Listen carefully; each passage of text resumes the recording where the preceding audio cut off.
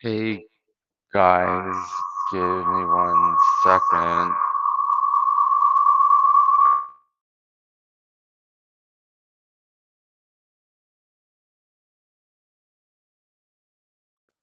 One second.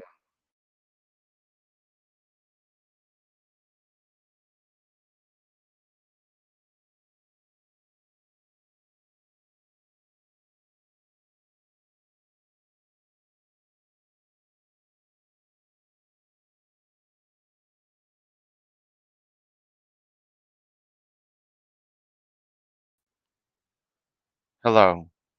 Hello. Yes. What's up, guys? Sorry, there was a bit of an echo.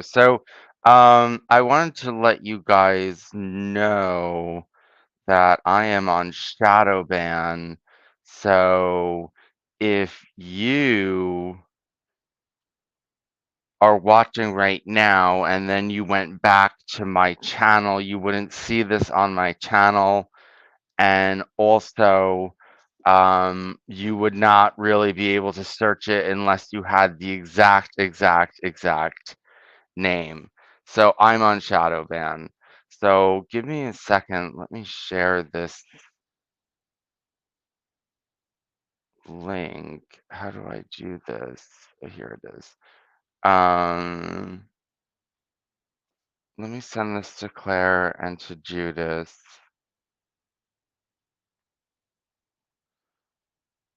Let me send this to Claire and Judith.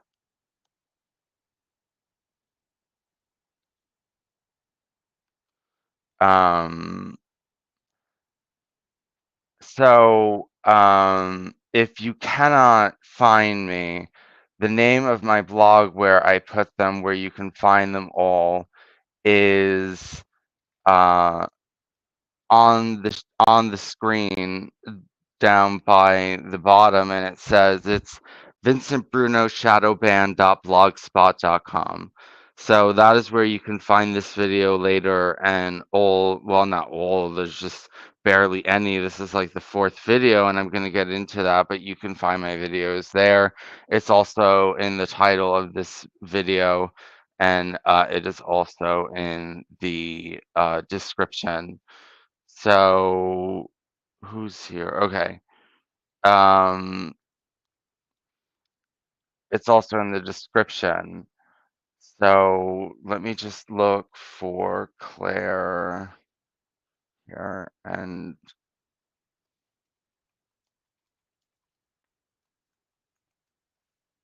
um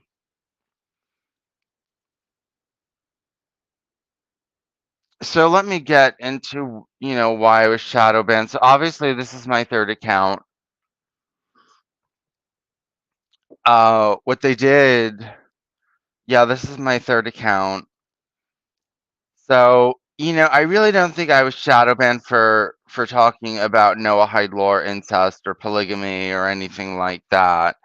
I think I was put on shadow ban because um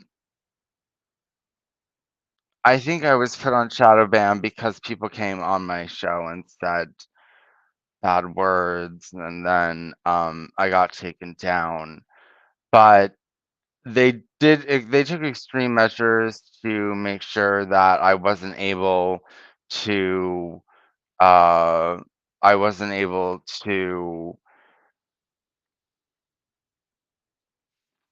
make a new channel. They blocked my IP. I couldn't open my YouTube account on my computers. And then I was still able to stream to them, but then they blocked my IP with streaming from StreamYard, and it was kind of hard for me to get on here and to stream, but I finally found a way to get on here and stream. But I'm still on shadow ban, so they don't like what I'm saying, and I think they just used that the fact that people use bad words on my channel as a excuse as an excuse uh, to permanently ban me because they don't like my politics, I think is what it's all about. and I don't know why they're so interested in deplatforming me. It's really, I think it says something, but I was on Adam Green, and that was pretty cool. So there was a lot of stuff that I went over. If you want to see that interview in your search bar, go to, let's say, Adam Green, Noahide Law. What's the name of that video website? Oh my God, I can't remember it. The one that everyone uses because it's free, but let's just look up Adam Green. Oh, no, no, no. Give me 1 second. I'm trying to find where you can find it. Adam Green Noahide Law. Just search Adam Green Noahide Law. And the first one that pops up is not us, but is this it? What is the name of let's put in Adam Green Noahide Law, Vincent Bruno.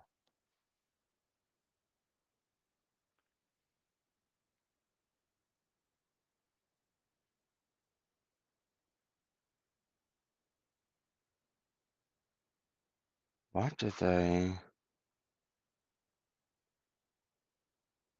take it down? What happened to it?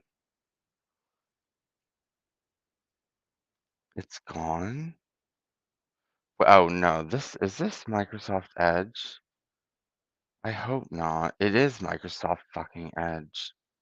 Give me 1 second.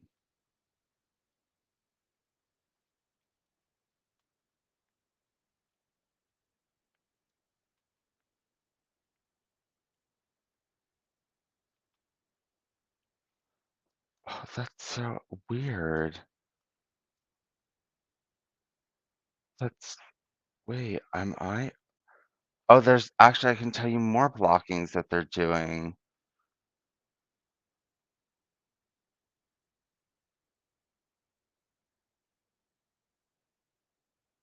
Oh my God, what did they like scrub this? I saw this the other day.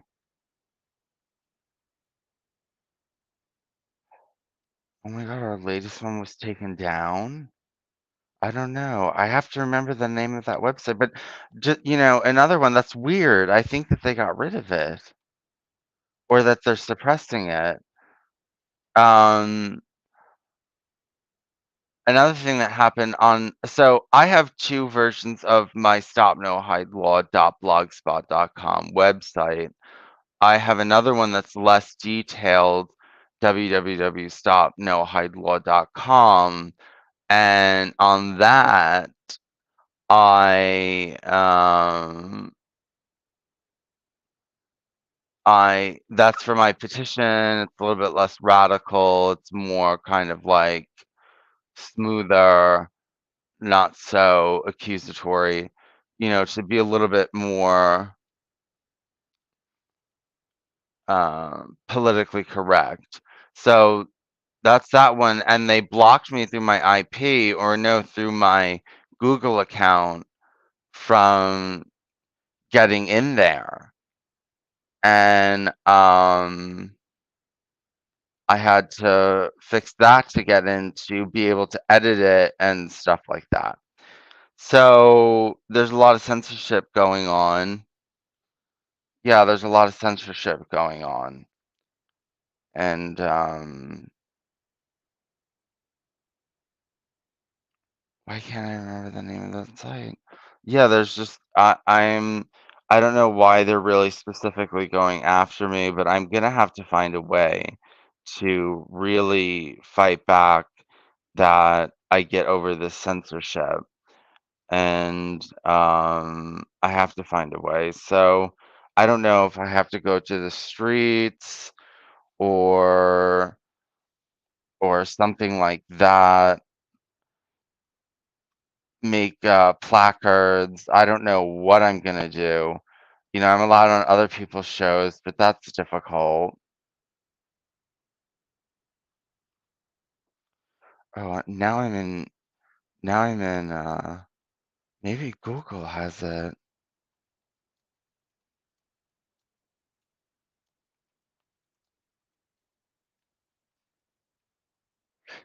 New Google has it. Okay, Google has it. Google has it. The other Edge and Yahoo don't have it. They are censoring it. Good thing that I was in these wrong tabs. I was sent that I'm being censored. So if you do, okay, the name of the video, it's on BitChute. BITCHUTE. That's BitChute. This is where you find these videos that are too hot to handle and they allow it. So there's one Judaism. So the name of it is Judaism Noahide Law Apologists Exposed. No More News Live with Adam Green and Vincent Bruno. So that's the name of it. And it was posted September 2nd, 2022. uh, I want to actually bring up the fact that one of them posted on there, one of the commenters posted something, and it was, let me get the exact quote from because I posted it on my timeline.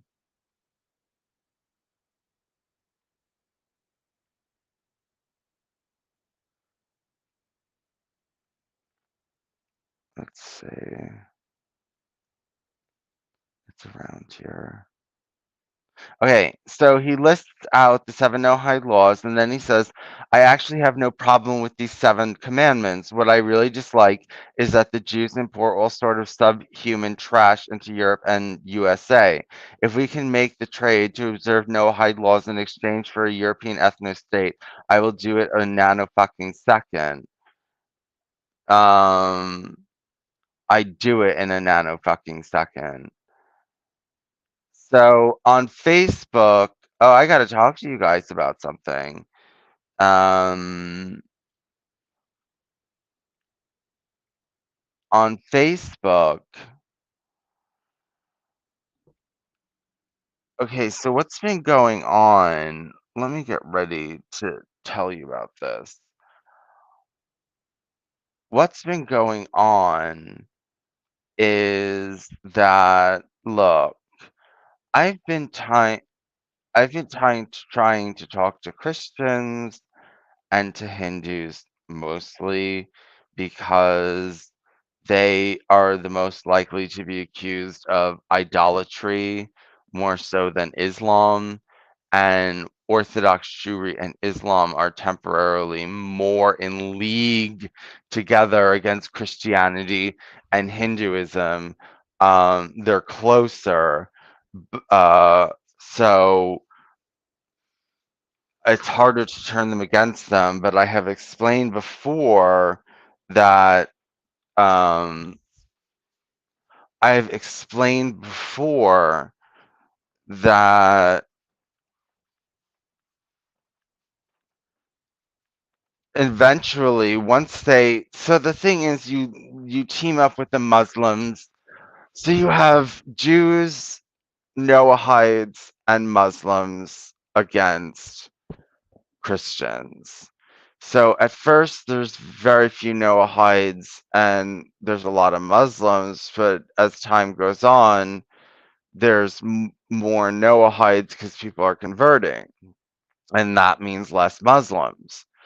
And then, let's say they get rid of all the Christians, and then you just wait until the Noahides outnumber the Muslims, and then you get the Noahides to get rid of the rest of the Muslims because Islam is not Noahide compliant because it is creating a new religion and inventing new holidays for yourself, which you're not allowed to do. So,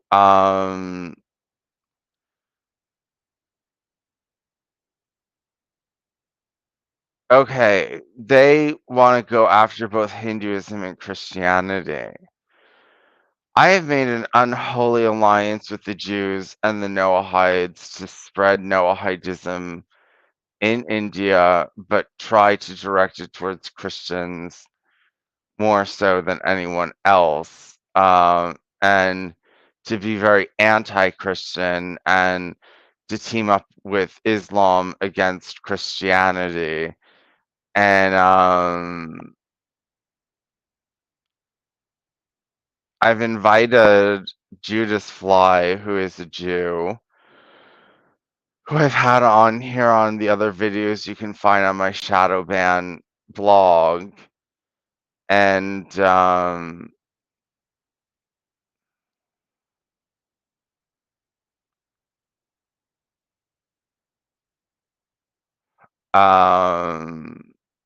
what was I gonna say? On my Shadowban blog. And then I found a Noahide named Alexander Nelson, who's also in the group, so I'm working with them.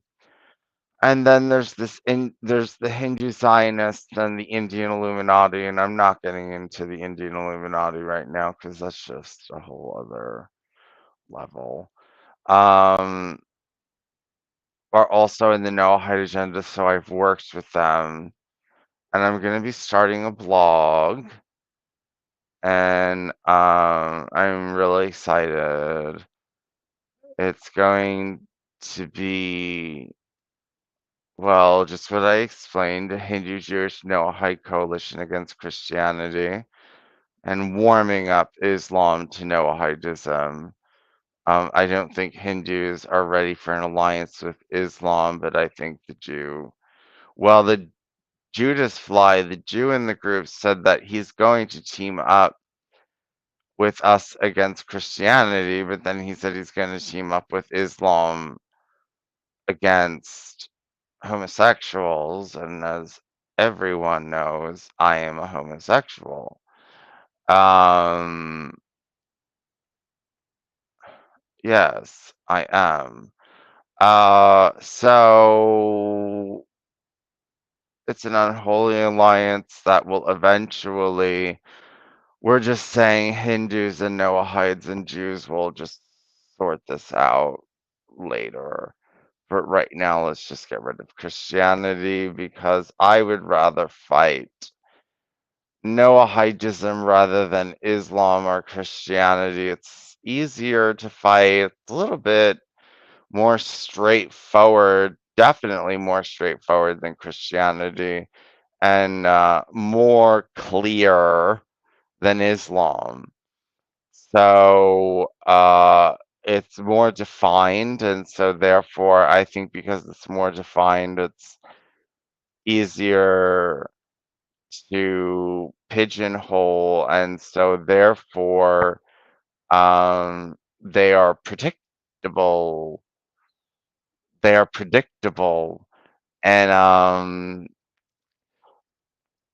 they're predictable. So I want an enemy that's more predictable and a little bit more uniform, less confusing. Um, my goal is to eventually unify Islam and Christianity in India all under Noahide, and then just pit the Hindus and the Noahides against each other, and also to attract Hindu Zionists out of Hinduism so as to just cleanse Hinduism of their influence.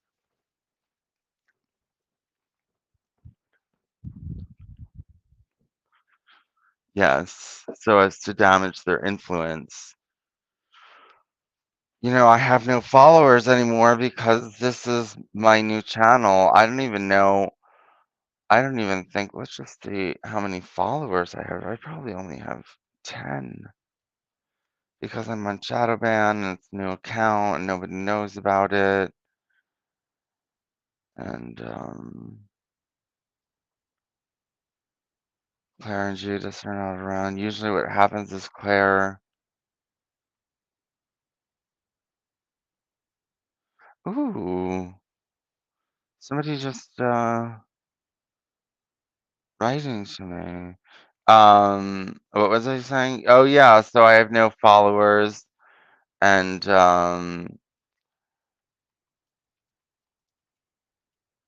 a little bit depressing because I used to be able to have fun when I streamed. Let's see if it's showing. It's not showing this. Hold on, let's look something up.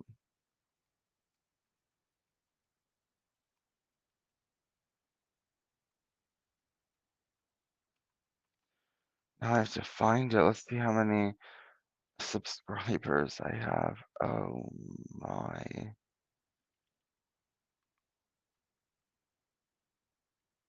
Why are they showing up here? I don't understand. How many subscribers? I have 19 subscribers, and so it's a little bit difficult. I found a place where my videos show up. That makes no sense.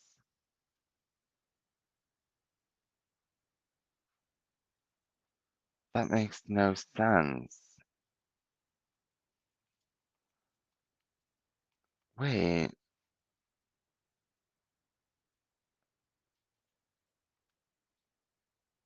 yeah. Oh, wait. It depends on the way you click on it.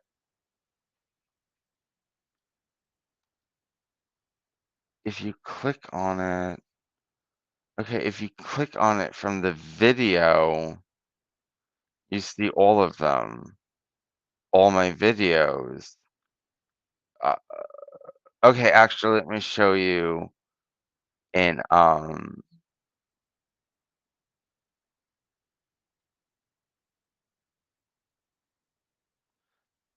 let me show you on the video how to do it so you can see all my videos.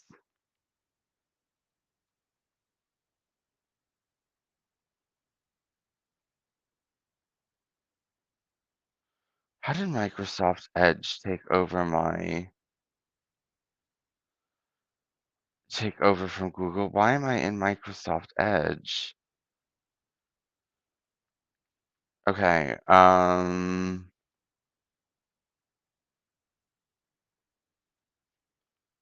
okay. So to see them, you gotta if you want to see them all, you can go to my shadow ban thing, but just type in Vincent Bruno Returns into the search bar and search it.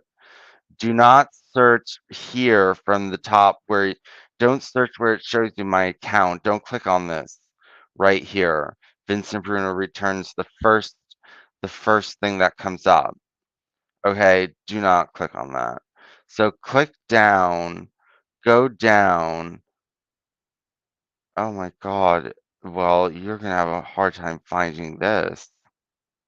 Oh, this isn't going to.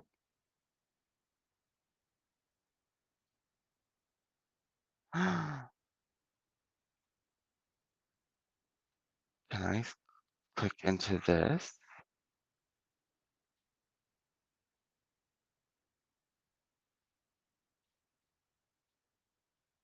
No, I'm not using that.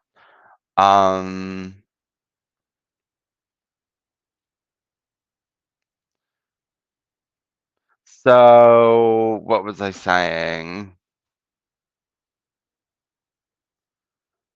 This is not going to work. Just go to my shadow ban, Vincent Bruno shadowban.blogspot.com to get this video. I'm going to have to. Wait, I have a guest. Claire. Hello? Hello. Hi, how are you? I'm very well. I don't. I've just literally not heard, well, hardly anything of what you said.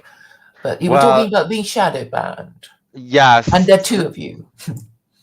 Yes, and there's two of me because remember when I was having problems with my microphone and you couldn't hear me and I wasn't able to stream?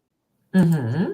Okay, so the microphone on my computer is broken, so you can't hear me. So You I have got a to new one. no, I have to stream through my phone, but I Oh, can't share, obviously I can't share my screen from my phone, so I need to use both my computer and my phone because I'm sharing from my computer and working through my phone. I But see. or talking through my phone. But I was just kind of, can you share this link? Oh, there's somebody watching. Who? Just Uh, one person. It might be me. oh, can you share the link so that people subscribe to my channel and stuff like that? Because Okay, okay. it's kind of depressing. Mm. It's kind of depressing to have no viewers. Or just one, and knowing that it must be you yourself watching it. Oh, yes, that's horrible. So what's been happening? Um, so I got up my petition for legalizing polygamy. So if you go to the website practicalpolygamy.net, you will find a petition there for the legalization of polygamy. I did make it a little bit, what's the word? I did make it a little, huh? It is your website, is it? Practical Polygamy. It's all your idea. Yeah, yes, yes. Mhm. And if you go there to the website and to the thing, I do at the end uh a, moderately heavily uh get political about it, in that, I just mention that, polygamy is based in not being jealous and in sharing. And so if polygamists were breeding with each other and increasing their numbers and raising their children in polygamous families and thus spreading polygamy, that it could spawn a race, bred in free love rather than jealousy. And I think that monogamists might not like that. Can Um, I ask you if you know of any men with more than one husband living together? Is it possible for gay men to? Oh yeah, Well, I just want there was a book. There's a book on it. I forget which group I saw it in, but there was a group on gay thruples and stuff. I've never met one, but I've met people who met one, and also obviously I've seen it. I've seen it like in videos, or somebody shared a link about it, or somebody like from an article. There was, three or four. I've met them on Facebook. i've met them on mhm. I've met them on Facebook. On there's gay polygamy,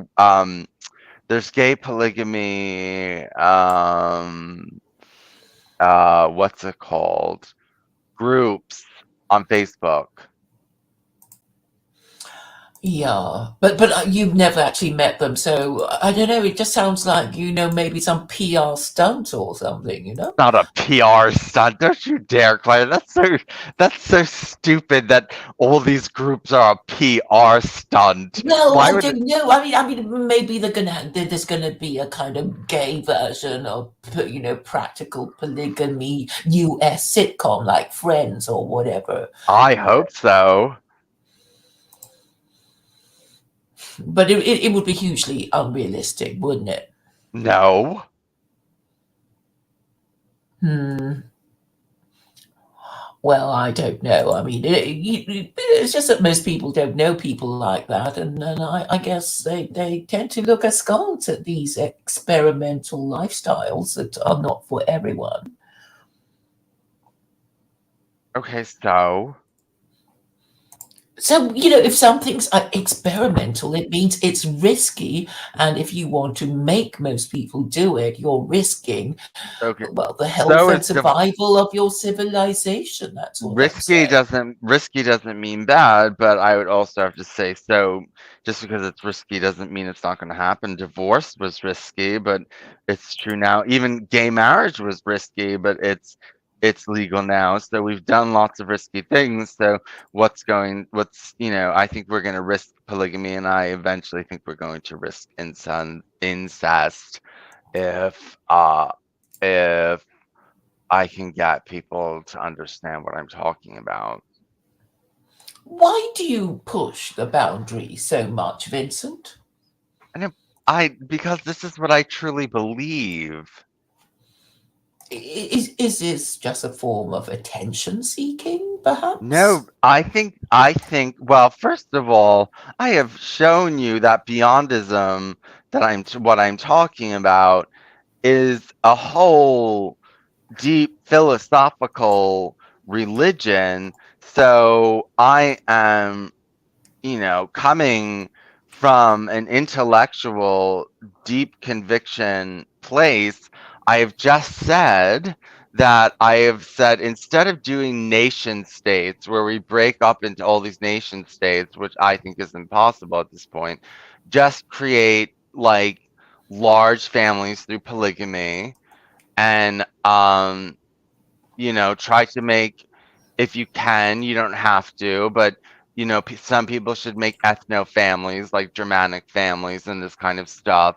And if they want, they can practice incest because you practice inbreeding in animals in order to create a breed. Like they say animal breeds like pugs and Dalmatians and Labradors and all these other kinds of pets are 25% inbred. You have to inbreed in order to get a breed.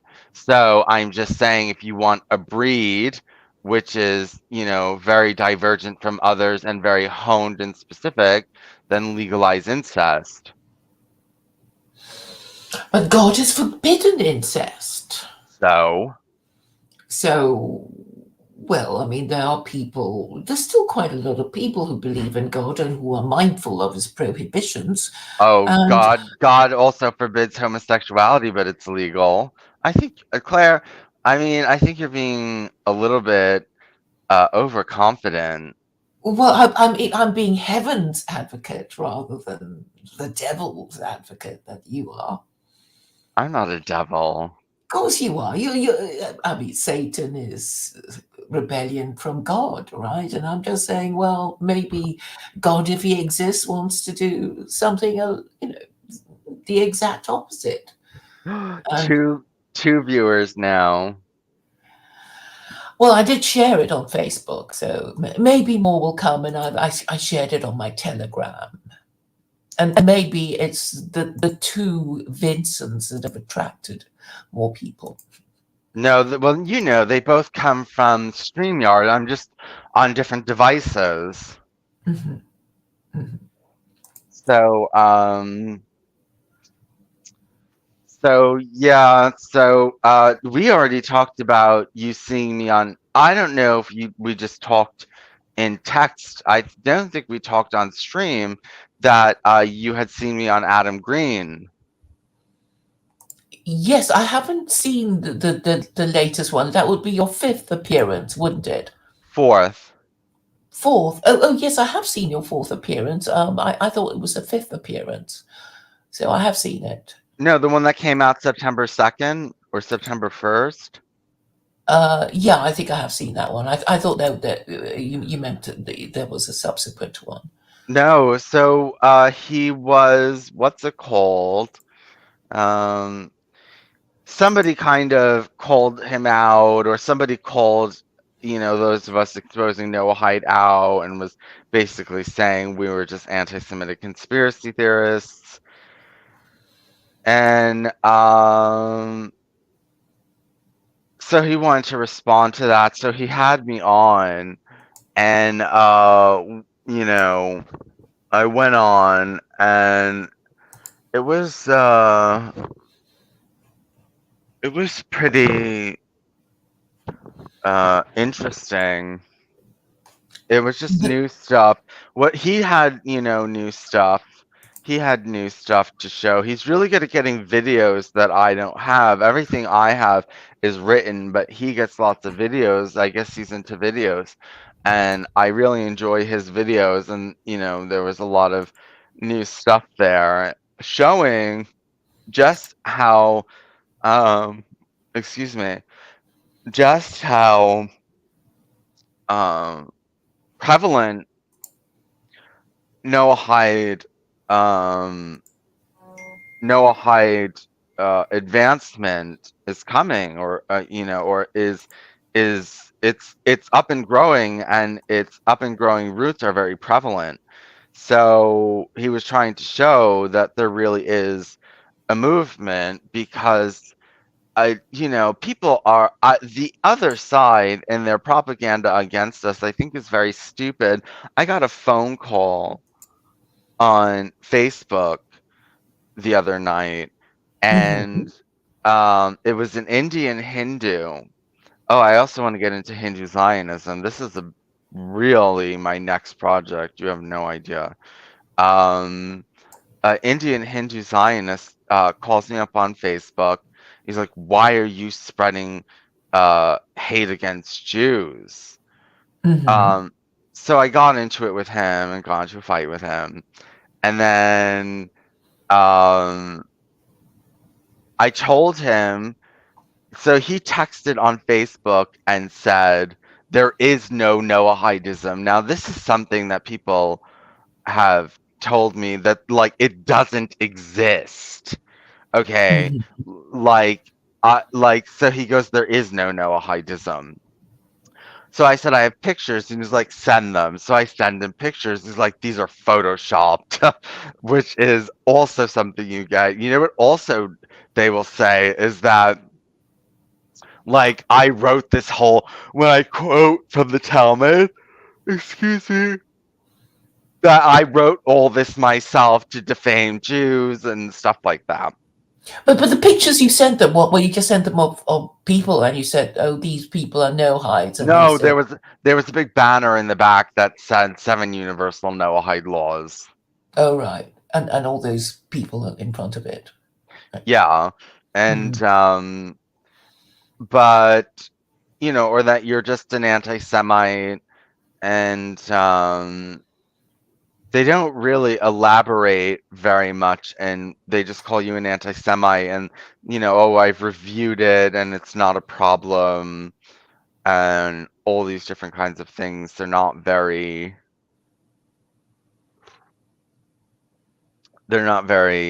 specific in their retorts, other than saying it is a conspiracy theory.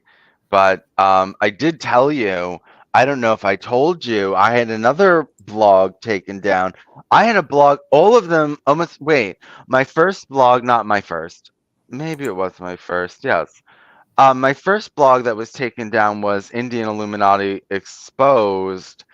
I exposed how Noahide Judaic Noahide Freemasonry was infiltrating the Hindu youth, and led by Jews, and that they were, Noahidizing India.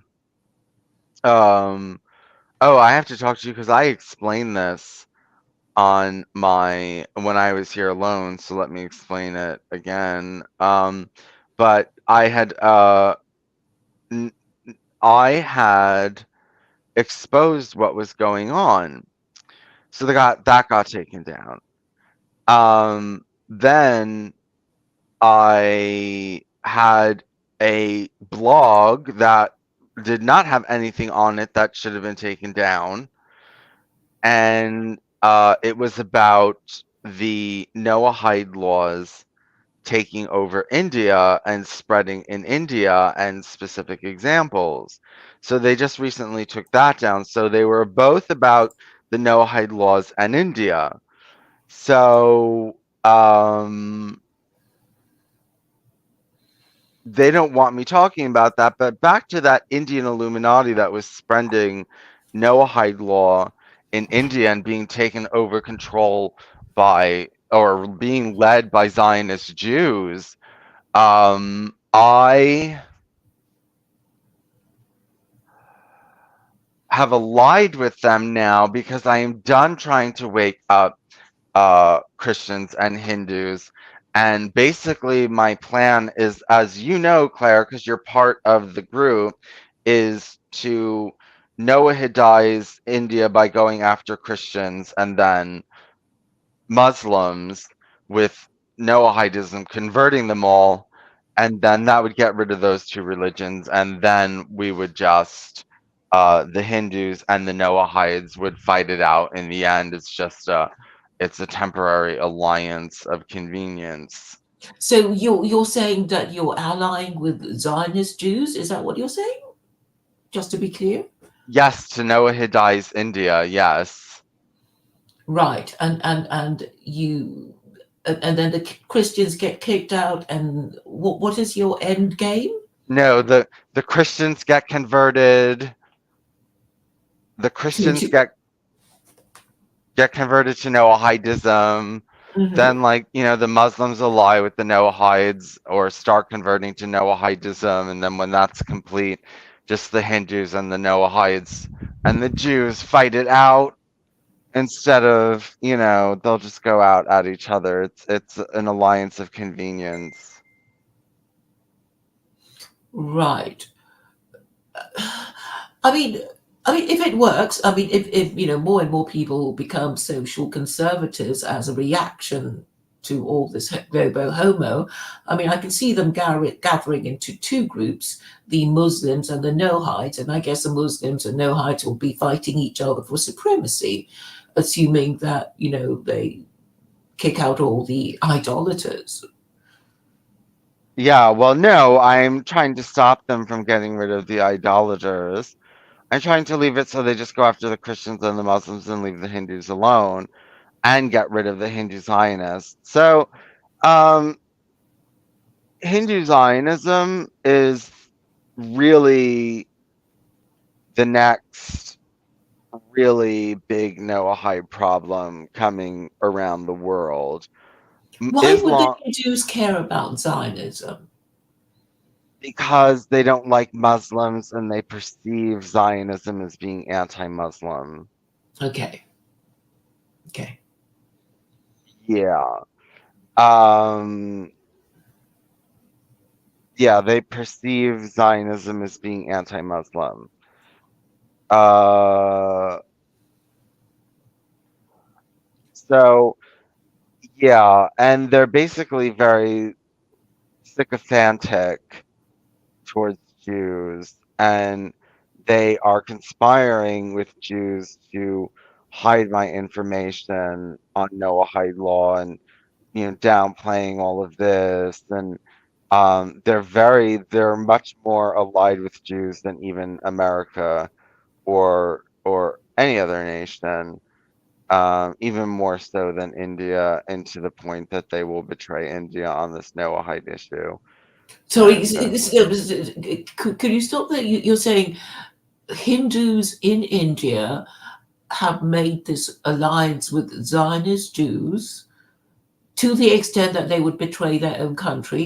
Is that what you're saying? well, with Noahidism, they will. They'll just let their people be converted up, and they won't say anything. And if you go after the Noahide laws, they'll just go after you as an anti-Semite, and you know, just they're not going to. They're not going to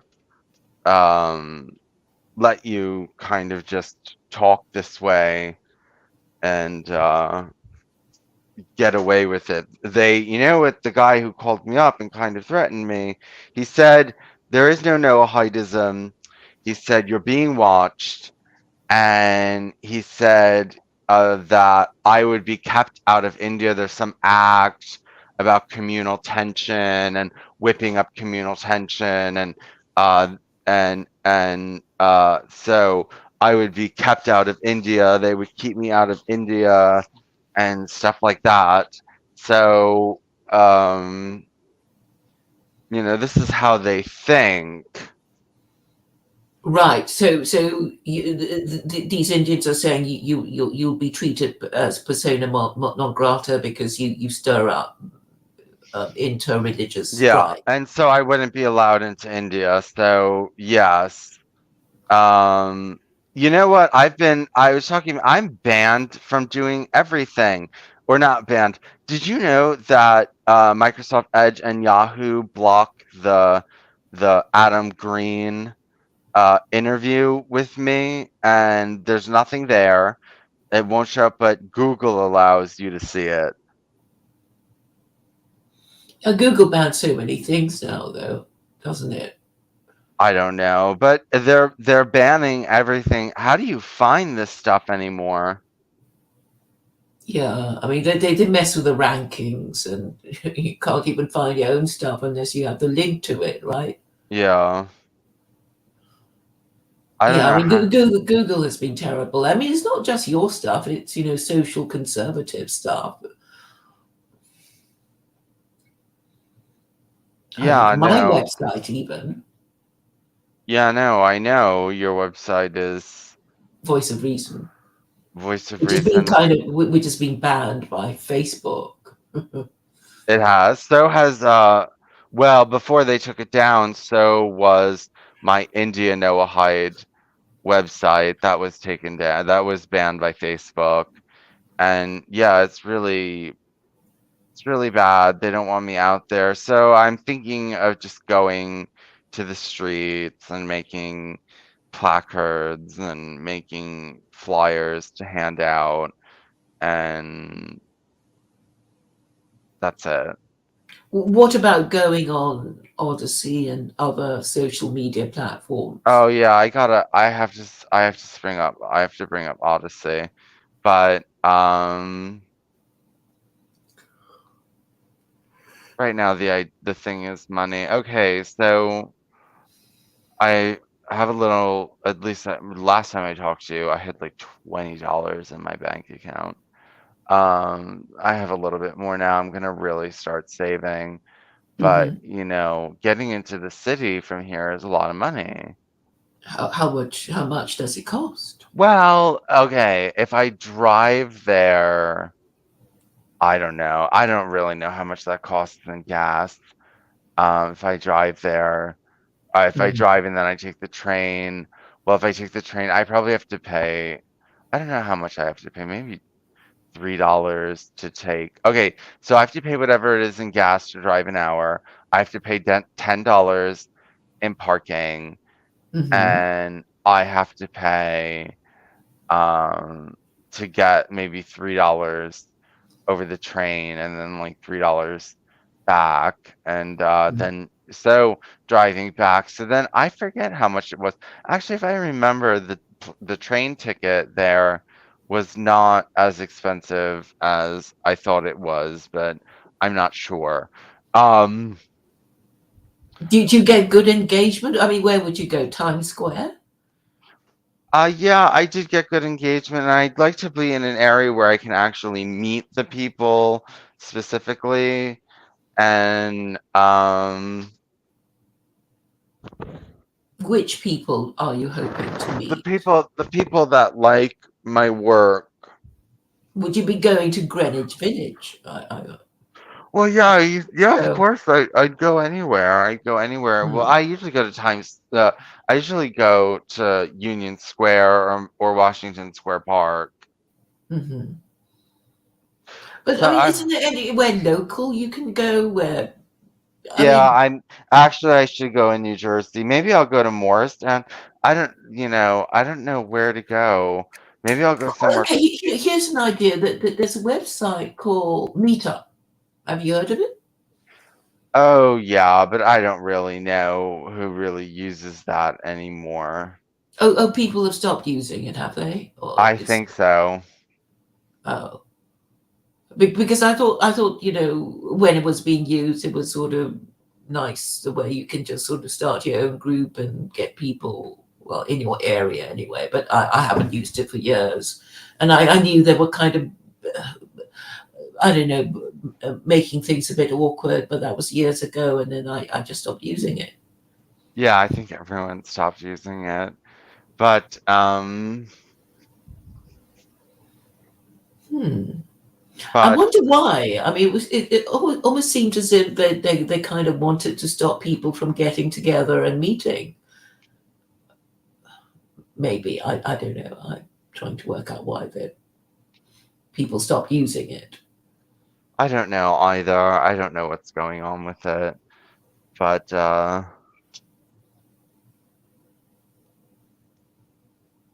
on. But you just want engagement, don't you? You want people to um, understand your idea and either agree with you or argue with you. Yes. So why don't you try EA Dawa? You've been Because telling me about them.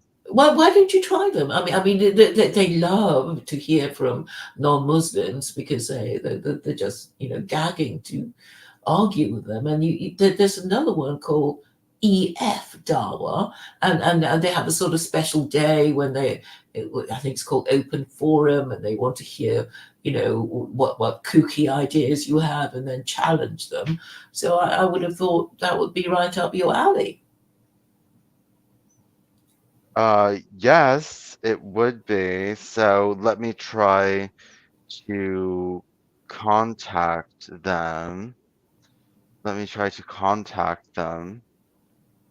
Or subscribe to them so you know they're on, and then you can kind of find out what they like, whatever.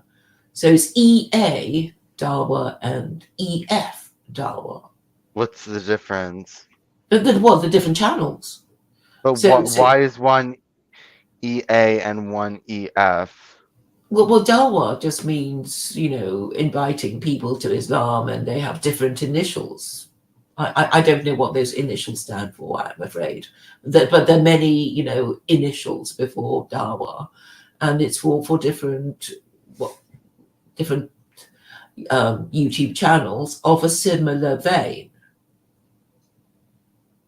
But Yeah. I'm sure they'd be very happy to hear from you, just because you're quite unusual, aren't you, Vincent? And then you can talk. Then if you talk about secular Quranism, they'll really prick up their ears because they've heard of that and they hate it too. But you might get some engagement from these people. Am I really such an odd person? Well, you don't know any other people like you. You don't even know gay people like you, do you? And all No. these little groups and people, it's like you don't know any of them in real life. These thruples and that kind of thing. I know, but okay, let me tell you something. Everyone has always said that I'm very like indescribably bizarre. Yes. Am I? Well, I don't know of anyone like you. So I'm indescribably bizarre. You're the most boundary pushing person I've ever come across, and you Okay. do it just for the sake of doing it. No, that's not true. I think that I've proven that there's an ideology behind this. Yes, your ideology is to push the boundaries until you, I don't know, until you fall off the cliff or something, or until your No, society does. I'm not pushing these radical ideas to get attention. I'm pushing these radical ideas because they fit into an ideology that I believe in. But why do you believe in these bizarre ideologies that other gay men just don't care about? Hold on one second. Hey, Echo, turn on the fan. Um, well, um, I don't know. I was raised, Jehovah's Witness is a bizarre cult, so maybe it got me interested in more bizarre ideas. And Mhm. I have researched a lot of bizarre ideas. I was always into the occult, though recently I have dropped my interest and belief in that. But Mhm. I'm always was interested in bizarre things. Not maybe before the Jehovah's Witnesses, but bizarreness. My life was very bizarre. And I think that's it. Now, hold on, I'm smoking some pot. Well, I've dropped your link to Sam Samuels. You've spoken to him, haven't you? I hope that's all right. Yeah, If you want sure. to I speak to mean, yeah. oh God, he takes over the conversation. I'm gonna have to like be in control of him. It'd be fun to watch you. Is all he's talking about is Well, the he, Jews he'll going? well he'll be saying that the Messiah's coming and the Jews should come back, or else. We know his spiel, don't we? That's all he talks about. Well, I mean, to be fair to him, he introduces some, topical news item that leads into, the final peroration of, the ingathering of the Jews and that sort of thing. I mean, there is a pattern to it, but he um, but it's also to do with your stuff. I mean, I guess you could say, well, you know, you done wrong. That's why the world is all wrong, and people think like you or are prepared to tolerate your ideas, and nobody even thinks it's wrong, but it's so wrong because forbidden by God. And you know, I don't know. Mhm. But I guess you kind of want engagement from people, and you don't really care if they agree or not.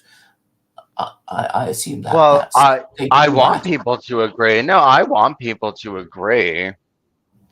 I want it to gain influence in society. But have you Um, found anyone who agrees with you? on Noah I on Beyondism. Yeah, I don't think you have, do you? Have you? Because I mean, Well, I most people have don't even not. know what it is. Wait, hold on. Hey, Echo, turn off the fan.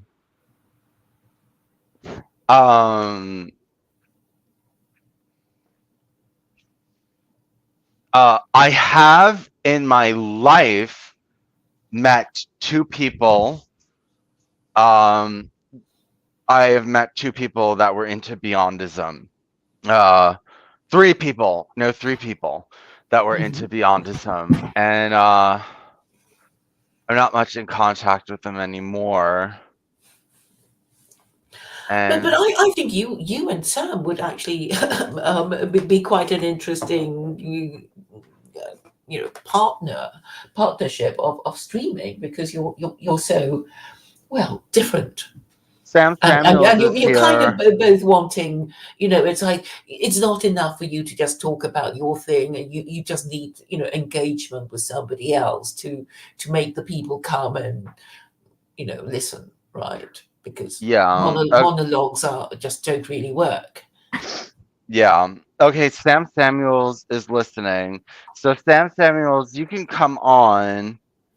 You can come on if you do not talk about the Jews returning to Israel and the Messiah. Uh, I am not interested in hearing that anymore. And you talk about it a lot.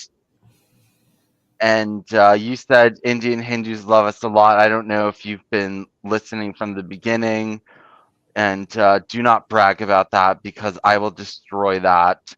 I'm going to destroy Hindu Zionism. We can talk about Hindu Zionism if you want to come on, but nothing about the Jews returning to Israel. I don't want to hear anything about that. Uh, and if you talk about the Messiah, it cannot lead into all the Jews coming to Israel every 5 seconds. Um, if you can type in the chat that you will not talk about that, then I will give you the guest link to come on. Um, He can talk about Sam can talk about Adam Green. I guess that would be interesting for the both of you to discuss what were we because he's talking interested about? in Adam Green. What were we talking about before? What's his name? Sam Samuels came in. I think I about your bizarreness. Oh, yes. So, oh, and I said that I had met 3 people. I've not met anyone from this. I did write about Beyondism in the petition, and I'm trying to spread this cult. Have I found anyone interested in it yet? No, but I haven't been doing it that long either. Um, and give it some time for the population to start hearing about it, and we'll see how it goes. But I'm doing my best to spread it.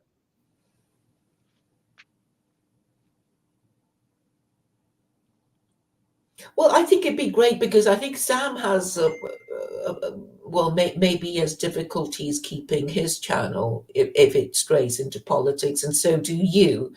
But well, I suppose you're kind of like water and oil, and there may be possibilities there. I mean, of entertaining a kind of, I guess, a very select audience,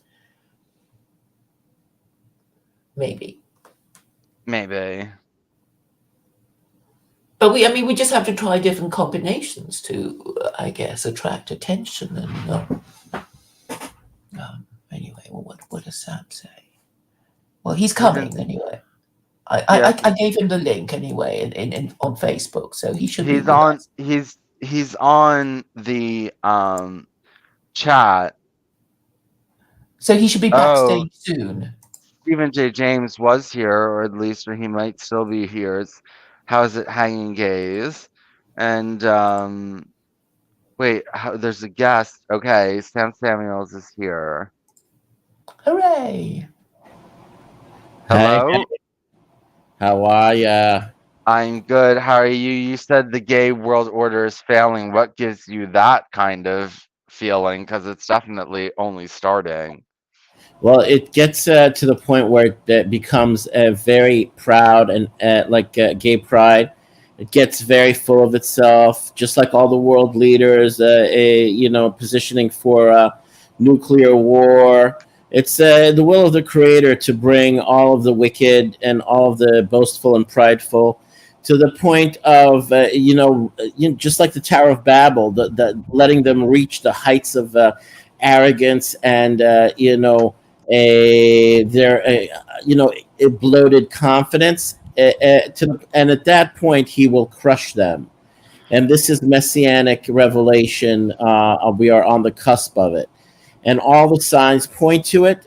You can ask Claire over there in London what's happening to the British economy, and she could say firsthand how things are falling apart in England at this point. It's like look at your 10-year rates, the gilts, the 10-year gilt and the 30-year gilt in London, and I thought America was bad. Did you see what was happening today, Claire? The interest rates in the UK just like shot up like forget about it. They spiked, they surged. It's like you just need to look what happened over there. And I told you that's an indicator. It throws everything off once interest rates get too high. Everything goes off kilter. It begins to fall apart and break apart. The economy begins to falter openly, conspicuously. And this is your new prime minister that's responsible, and your Oh, new let's don't talk about well, because of the unfunded borrowing and doubts right, on whether Britain can service its debt, and that's why interest rates had to go up right. to reflect the increasing reluctance of potential borrowers to lend money to Britain. Exactly. And also because they've taken the route of Reaganomics to cut taxes for the rich in order to attempt trickle down economics. And that requires more borrowing. And so, automatically the rates go higher because of the policy changes she's making, along with that guy who's your version of the Treasury Secretary. What do you call your Treasury Secretary? Kwasi Kwarteng. What do Yeah, you mean? The Chancellor of the Exchequer. yeah, that's the fancy British name for Secretary of the Treasury. Wait, Chance, I just want to say, Samuels, like people have been predicting this for like 50 years now that the economy is going to collapse, and it yeah, never does. And I don't think that it's going to collapse anytime soon because It never has, like everyone has been saying that it has, and I Well, don't think it has. Did you live through the 2008 stock market crash? How old That were was, you back oh, then? please, we're not living in any kind of depression or anything like that. I mean, it's not a crash of the economy. It's was a little blip, Where in, and are you still in the? You're in the tri-state area, right? You're in Jersey or yeah, something. yeah. Oh, all right, all right. Well, The economy didn't collapse. That's not a well, collapse of the economy. I'll tell you that 2008 was just a harbinger for what's about to happen now, and we've been keeping our finger on the pulse of it, and straight up into the butt of it. We've had what do you call that? The thermometer. Just keeping, the temperature of the the rotten global economy, and we've waited, and now the signs have arrived, and there's no going back. And Look, you sound like you remind me of being raised Jehovah's Witness, where it's like every 5 seconds the end is near, the end is near, the end is I'm near. not one of these people. I'm Yeah, you not. are. I mean, you're always like the end is near, the end is near, the end is near, constantly preaching But gloom and doom, and it never it's gloom and happened. doom, but it's not the end of everything. It's just the beginning of a new world. I know, I'm I very know. optimistic. No, you're not optimistic about what's happening to this world, and you think it's always imminent, and it's not happening. And let me tell you something, if you're Jewish, you would understand two things. It's nowhere near the end until half of the world is Noah dies, and the other half is throwing you out of their countries. So that hasn't happened yet. So we're a little bit far from that, and you need to just like, Now, yeah, now, now. But the, yeah.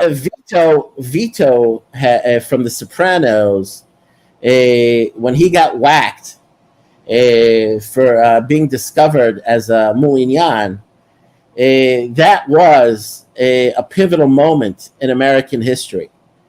You know, you live in Jersey with the Soprano family kind of crowd over there in North Jersey. What does this have to do with what we just talked about?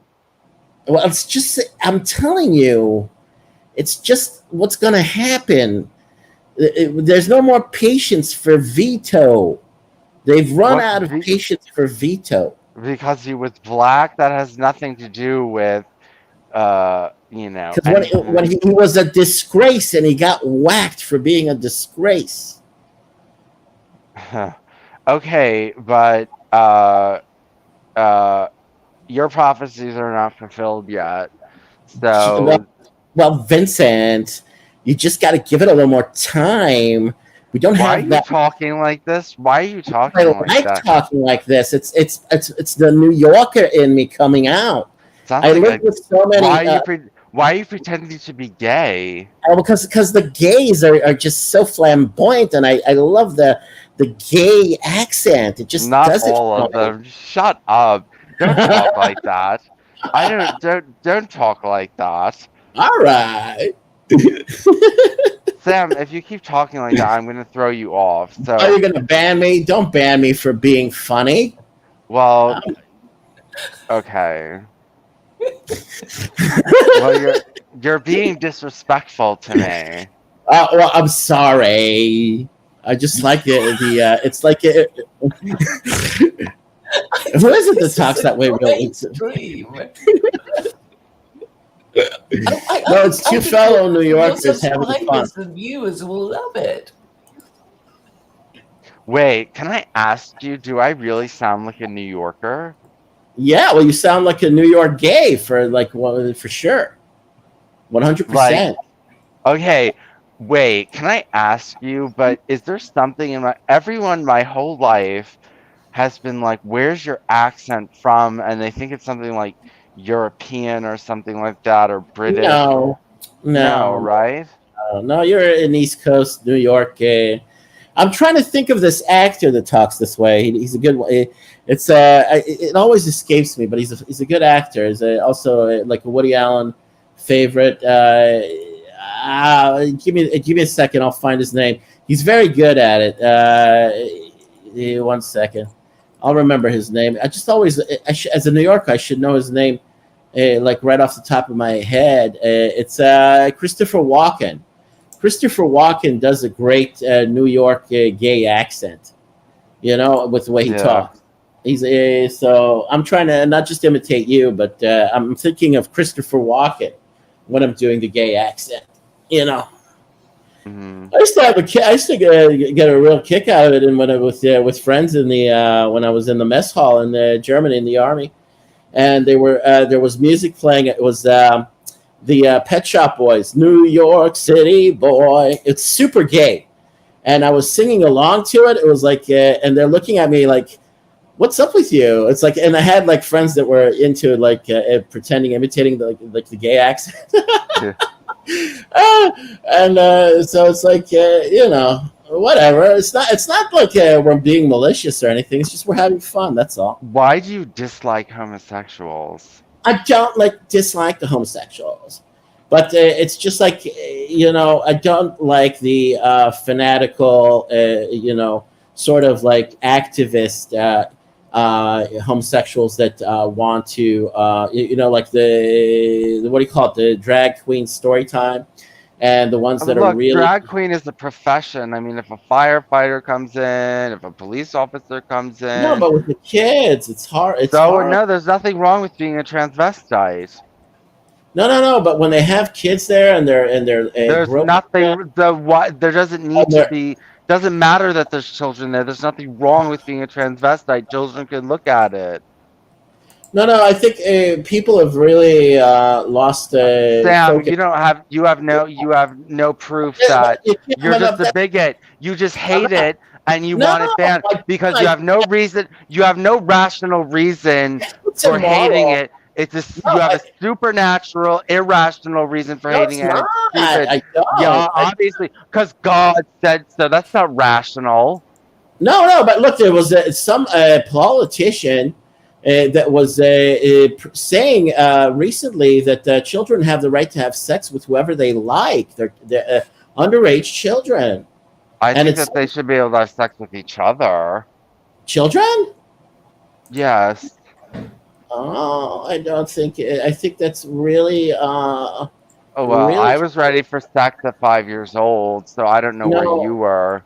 Oh no, that's wrong. I mean, I played around with one of my neighbors when I was that age, like I was 6 or 7, and she was like 8 or 9. But it was innocent, whatever. But you know, okay, well, it wouldn't have gone anywhere, you know. But I don't think it should promote child sex.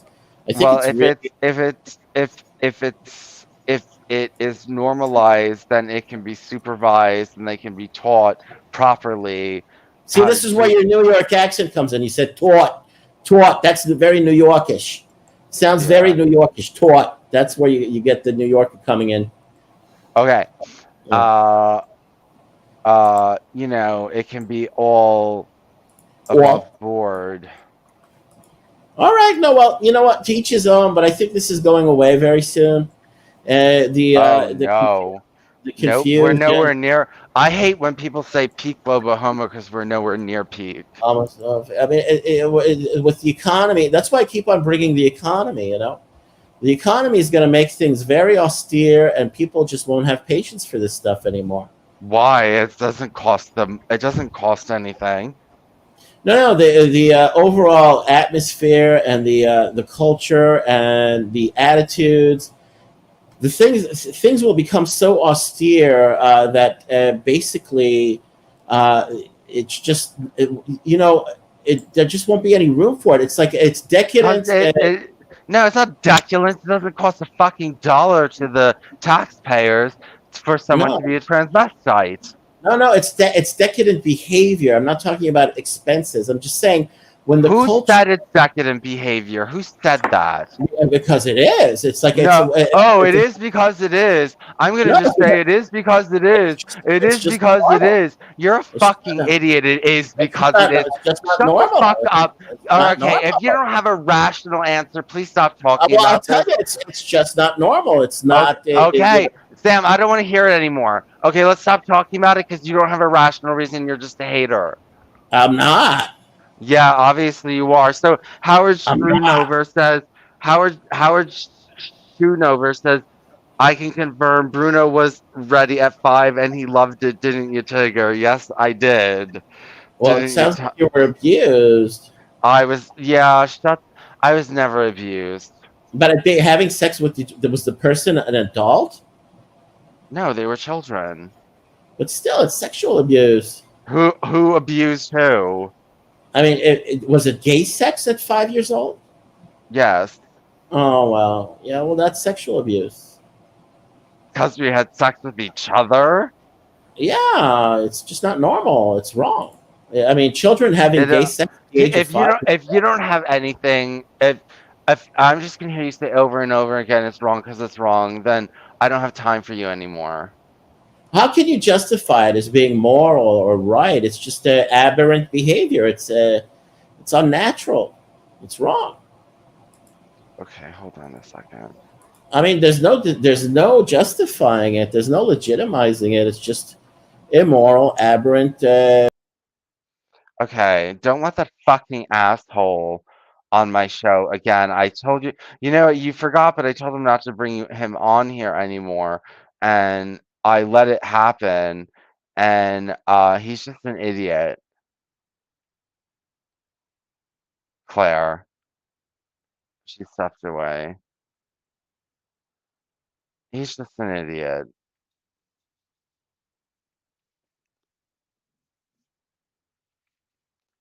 I hate Sam Samuel. It's just so stupid. He can go fuck himself. Claire's on mute, whatever that means.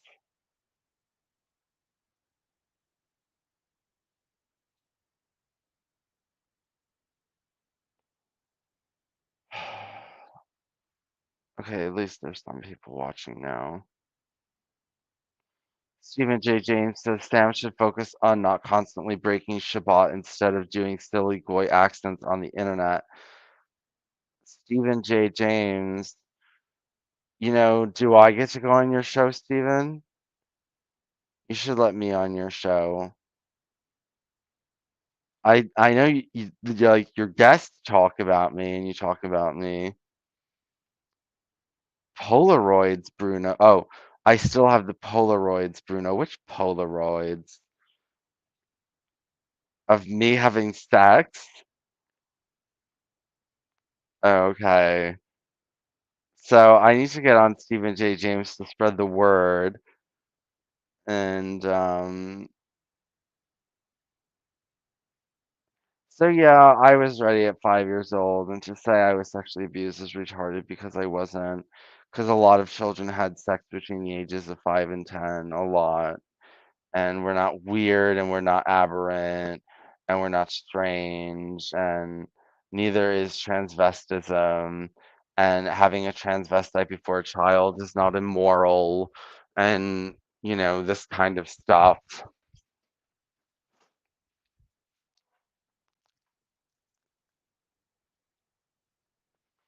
It's not immoral.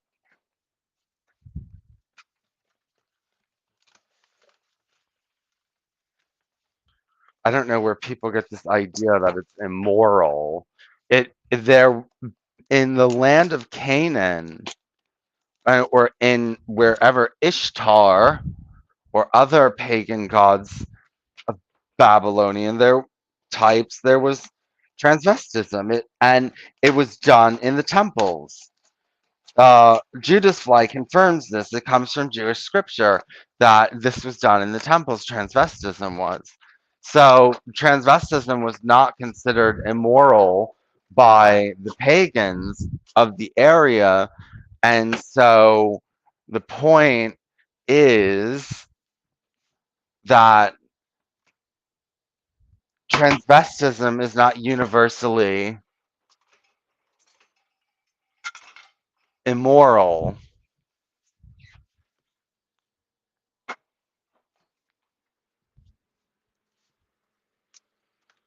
Yes, it's not universally immoral.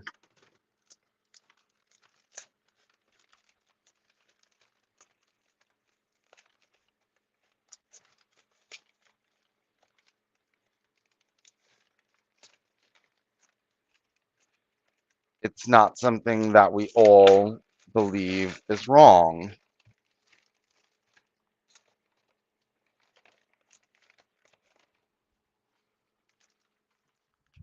So you can't just come in like that's the typical Christian religious argument against um uh gay story hour or whatever, trans story hour, is that it's immoral because God said so. It's immoral because it's immoral. The Bible said so, and it's immoral. Give me 1 second.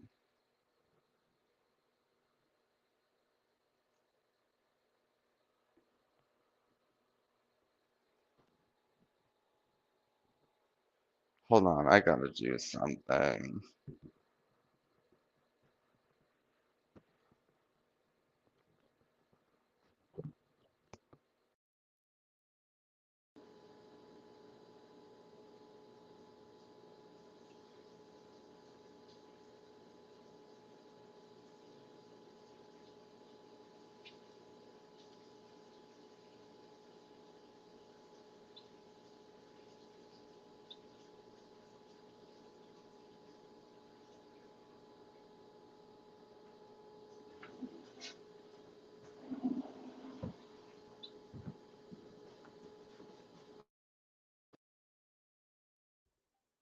Hello? Yeah, I'm back on. Worship Black Israelites says Vincent Bruno and Sam Samuels worship our black gods. You know, you really fucked me over. Dalmatian Dog says, can I join the call somehow?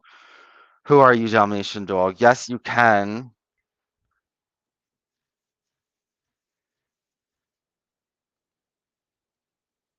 Dalmatian Dog, yes, you can.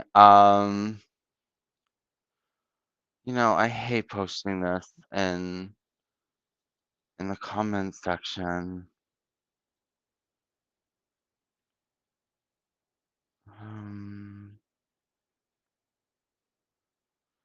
Okay, I'll post it in the comments section. Okay, Dalmatian Dog, I'll let you on. Hold on.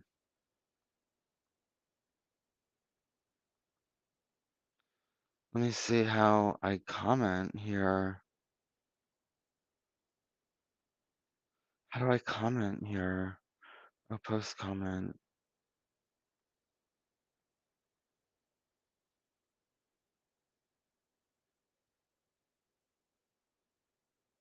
Okay, I posted it.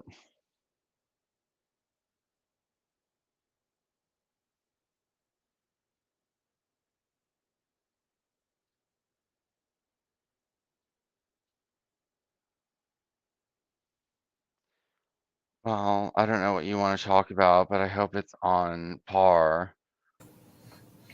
Oh, so Sam's gone. Yeah, do you know Dalmatian Dog from Discord? This guy Dalmatian Dog? Nope. What about him? Does he want to join or something? Yeah, he does. I gave him the link. He said he knows you, but let's see if you know him. Dalmatian Dog, how would Claire know you? He says he knows you from Discord. Well, it must be under another name. Doesn't ring a bell. But I did post the link to this video on Discord. So he. So I guess I think he's somebody called German Shepherd. Okay. And he may be joining us shortly. Okay, good. I think he's from California. I think he's from California.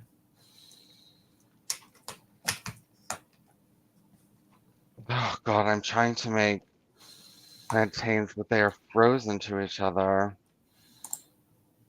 You're trying to do what? I'm making plantains, but they're frozen to each other.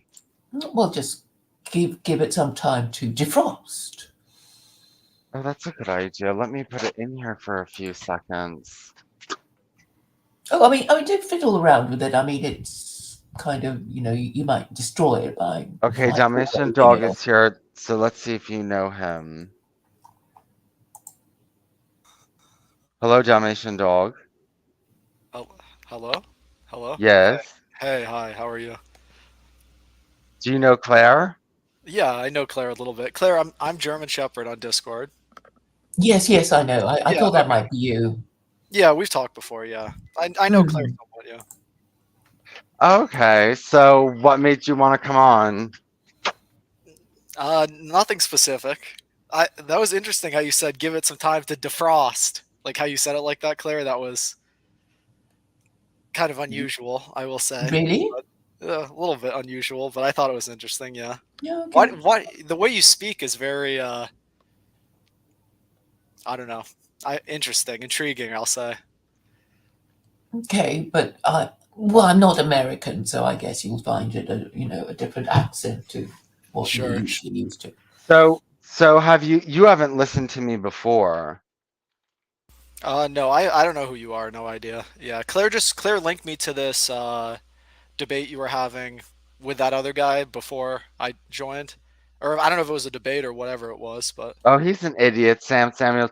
You know, I had told Claire not to let him on my channel again or to invite him to my channel again, but she kind of forgot. And when she invited him, I just kind of said, okay, whatever, fine. But first of all, before I didn't let him on my channel because all he would talk about is the Messiah, the Jews coming back to Israel, the Jews coming back to Israel, the Jews coming back to Israel, and how they're going to be thrown out of the rest of the world. And I got tired of it because he also had bad behavior and was interrupting and all the time and taking over the conversation and not shutting up. So I He said wants no to come more. back in again. Who, Sam He's in a private Samuels? chat. He's saying what he was he wants. talking about? The Jews in Israel? What was he talking with the Jews with He Israel? was talking about the Jews being thrown out of the rest of the world through anti-Semitism and um uh all going back to Israel. That's what he would only talk about. But then I let him on, and then he's like, "Oh, transvestism is bad because it's bad because it's bad, not because he couldn't give me any reasons, and this is bad because it's immoral. To not be able to have a rational conversation, and just say it's bad because it's bad. I don't have time for that." Yeah, he just has his own kind of out there sense of morality that you don't agree with, is what you're saying. But it's not based on anything rational. Okay, yeah, sure. He doesn't have a rational basis for his morality. No, he doesn't. So what's He's your saying God gives morality? us morality, and if we don't follow it, we're being immoral. I guess that's what religious people say. I've banned Sam Samuels. Anyway, what's your morality? I'm not big on discussing the moral questions, actually. But Claire, do you know who Sonzel is by chance? Have you heard that name before, Sonzel? How do you spell it? Sondsol. Sonzel. He's like a Twitch streamer. He's got Never, like never heard of him. okay. Do you keep up with like I guess like American internet politics at all, Claire? Or like are you I keeping try up a little with? bit. Go ahead. Sorry. I'd say I try a little bit. What do you think I should know?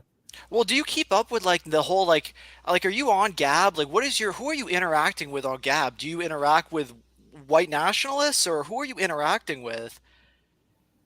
Like do you keep up with like Nick Fuentes, Richard Spencer and like the far right dissidents and do you keep up with like the political situation and I find Nick Fuentes boring and stupid, and Richard Spencer. He's basically, trying to get back into the mainstream political establishment. But I'm more active on Telegram, or I run my own Telegram group.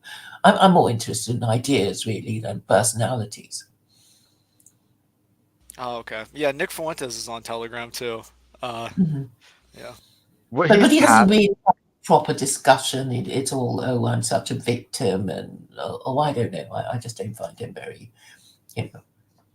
Appealing Yeah, or whatever. I got you, sure. Nick Fuentes is a Catholic, like deep hardcore Catholic, which concerns me.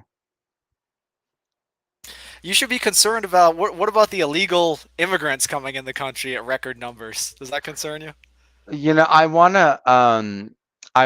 to make a political cartoon where from the South you see a lot of Latinos coming in, and from the North you see, like from Canada, I mean, well, from the North, not really from Canada, but just from, I guess they have to be coming from the North, like a lot of Muslims and having the rainbow. And I wanted to say that um, Catholic immigration plus Muslim immigration equals Noahide immigration. Like, I wanna I I don't exactly wanna be racist, but I do want to be against Catholic and Muslim immigration. But the people at first I thought I would put in the middle a white Christian family to represent America and try to scare white Christians. But then I thought about it and I decided I would put a mixed race and just have it say secular America. You know what I mean? So it's not exactly about race.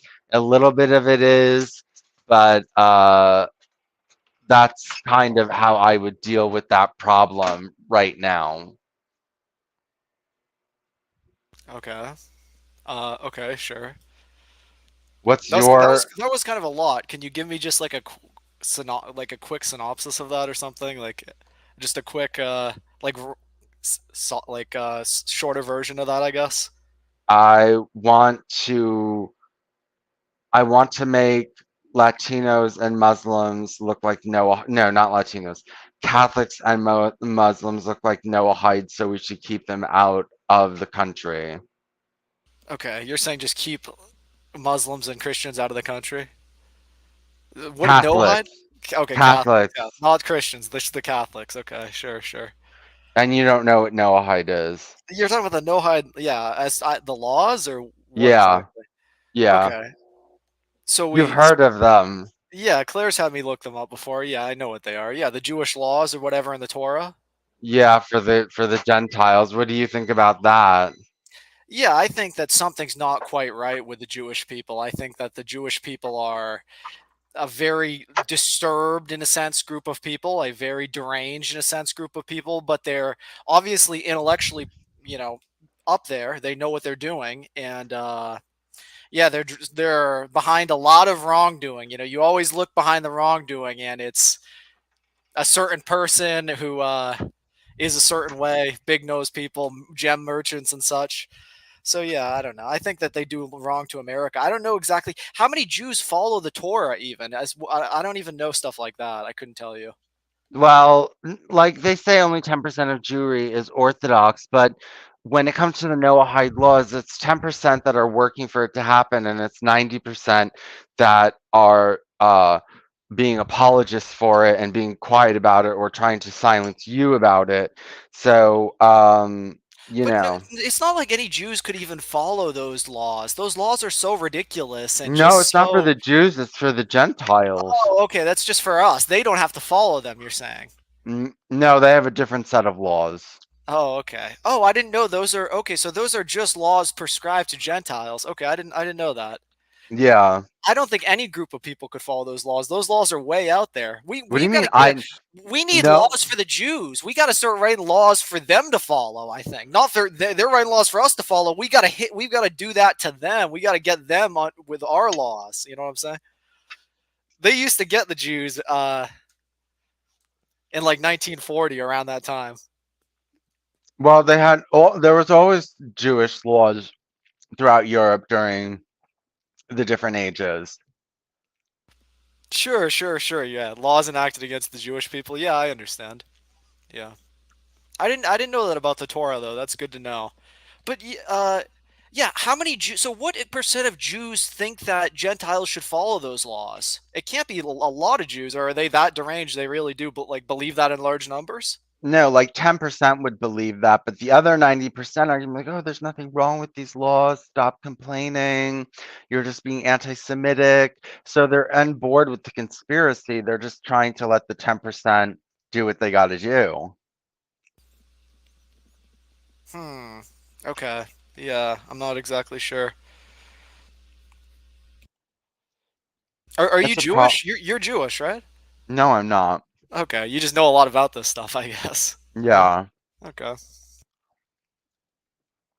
Yeah. So I guess you run with white nationalist circles, it sounds, right?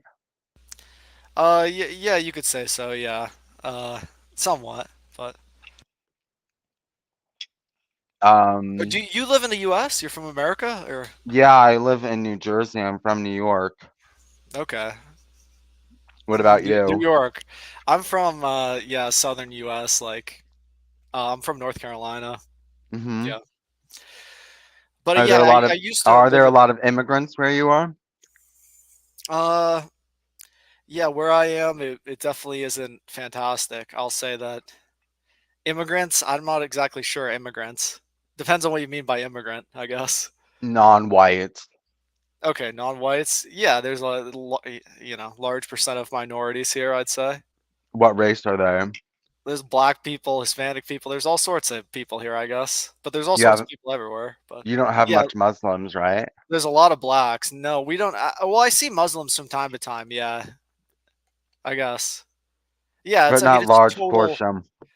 Yeah, not large portions, but yeah, every now and then I'll see a woman covered up in her hijab or whatever. It's the most foreign, unimaginable thing to me. It's very What do you think about what it's do you think indicative of. Go ahead. Sorry. what do you think about no, you finished. It's indicative of Well, what? it's indicative of just the kind of changing society and Jewry at the highest levels. Like it's indicative of just fraud being portrayed upon honest people, I think. But you know, at some point, you live in a society where everybody is just so radically different in all these different ways and all these different beliefs, and we're just all living under whatever the so-called American government, whatever that really is. But Hmm. yeah, Um, it's like does it make sense that I should live amongst Muslims or people who subscribe to the Torah or rogue Jews or any of these people, Hispanics or any of these people? I'm not exactly sure. I don't know if it does make sense. I don't know if they're especially the ones who just wear the hijab out in the American public. Like, my God, like what kind of country, what kind of society are we turning into? I mean, are we we're definitely not the America we used to be. Everybody's wearing a fucking hijab. Everybody's a minority, and the white people are being erased in their own country to some degree. But go ahead. um, oh God, I forgot what I was gonna ask. Uh, oh God, never mind. So, um, what, Who what, do you support? Do you support Joe Biden? no, Okay, let's go, dude. You're based then. I love you then, man. Let's go. yeah, well, Did you vote for him? You didn't vote for him, you're saying. no, Let's go, man. Okay, I give you credit for that one. um, in the round one and two, I pushed for Trump, Let's go, and man. Let's go. Holy fuck. then if he runs again, I'm gonna be against him. What? What are you in 2024? Are you serious? You'll be Hmm. against him for Yeah. what? What did he do to you, man? He's trying to save the country. He's trying to do what's right by the American people. It's so important. He's trying to give the American people the respect that they deserve. What's so bad about that? I What's kind so of do wrong? agree with that. Number one, I don't think he could win this time because there's too many Republicans that are against him. And So who do you want? Who do you want then? I don't know. I want Tulsi Gabbard. Okay, sure, sure. Will she even run though? I hope. I don't even know. That's kind of weird, but yeah, who do you think's going to rival him? You say there's all these Republicans against him. The only one that they have is we all Ron DeSantis, pretty much, and like we'll see if that's even a rival for Trump or he even will go against Trump, which I doubt he will. I just don't think that these people are going to go against him if Trump does decide to run. But Mm, I mean, you won't vote for him. Well, what if on the other side of the ticket's pure evil? What if on the other side of the ticket's the fucking they're going to put you in a box and inflation at 40% and they just going to brainwash you with the media all day. It'll be all over for humanity on the other side of the ticket. let's see. You say you wouldn't go for Trump if that was the case, or? Um, maybe. Okay, okay. But you voted for him before? When did you vote for 2000? I voted for Trump twice. I'm not that old. I wasn't able to vote before, but Mhm. yeah, he's the only person I voted for. I voted for him twice, and I'm probably gonna have to vote for him a third time. It's kind of sad I've got to vote for Trump because I mean I don't think Trump's really gonna fix the problems of the country in the ways that they actually do need to be fixed. But I definitely support him. Yeah, 100%. I think that Well, America's in trouble. Seriously. well, actually, Oswald Spengler in the chat just asked if the reason I don't want Trump to win, he said, is Trump Noahide? And the answer is yes, because Trump is very connected to the Noahide agenda, and that's why I don't want him getting in. He's very connected to Chabad Lubavitch. His daughter is a Jew, and through Chabad Lubavitch, and they are aggressively spreading Noahide. And the Jews have been trying to get in contact with him a lot to talk to him about the Noahide laws. So, What? Wait, you're saying Jews have tried to get in contact with Trump to talk to him about the no-hide laws? yeah. What Jews? Who is this Jew you keep naming? Some Israeli operative or something? Who are they? Who even supports the no-hide laws? How? In what ways are they being pushed? What does that even mean? Well, they What? mean, I guess I don't know anything about this. Is this some big thing? Is this some movement you yeah. subscribe to? Okay, okay, okay. Sure, sure, sure. Is the idea that the no-hide laws are being pushed by Jews at the highest levels upon Gentiles? I guess, or Yeah. okay, sure, sure, sure. Interesting. Yeah. Yeah. Okay, so that's fair. That's fair. But uh yeah, I don't know. That sounds kind of sounds like a whacked out kind of conspiratorial sort of endeavor, I'd say. Well, I mean, look, in paperwork with US governments, they have made a lot of progress where the US governments are sending out proclamations saying Noahide law is is the foundation of American civilization and stuff like that. And the Vatican said that it's good, and Freemasonry says it's good, and a lot of Muslims are saying it's good. Wait, the Vatican said the no-hide laws was good. Were good. This Yeah. is a whole thing. Then what did the Vatican say? When did they say that? Tell me. It said that they were incumbent biblical and superseded individual freedoms. Okay. I don't know. I don't know anything about it. I'd have to look at exactly what they said. Well, Does that mean so you're saying they're like in support of them essentially? yeah. Okay, sure, sure. Interesting. Yeah, it has a lot of power.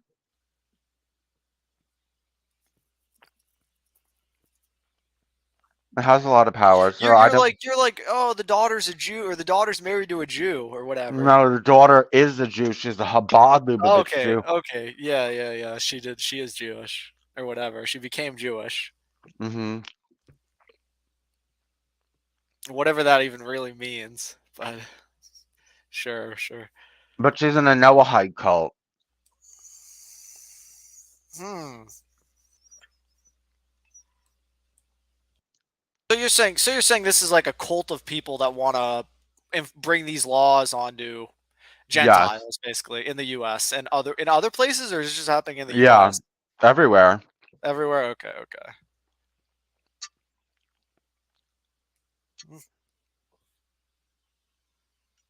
Okay, well, I'll read into this for sure. Well, go to my is this mostly what you talk about or do or focus on or?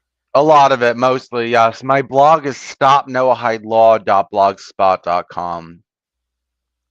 Okay, sure, sure, sure. Yeah, I've never seen this online. How have I never seen this?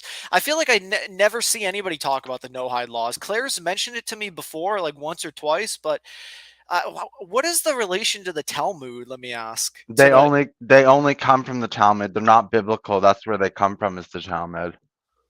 Oh, okay, okay, okay, sure, sure, sure. So they went from the Talmud to the Torah, or is the Talmud is the Torah or something? Maybe I'm confused. No, the Torah came the Talmud came after the Torah. Okay, the Talmud came after the Torah. Yeah. Okay, so there was the Torah first, and then the Talmud came after that. Okay, so the Torah was the original laws. You're saying, and the original Yeah. laws were in the Torah. Okay, and then Yeah. but they're also in the Talmud. You're saying as well. There's new laws in the Talmud.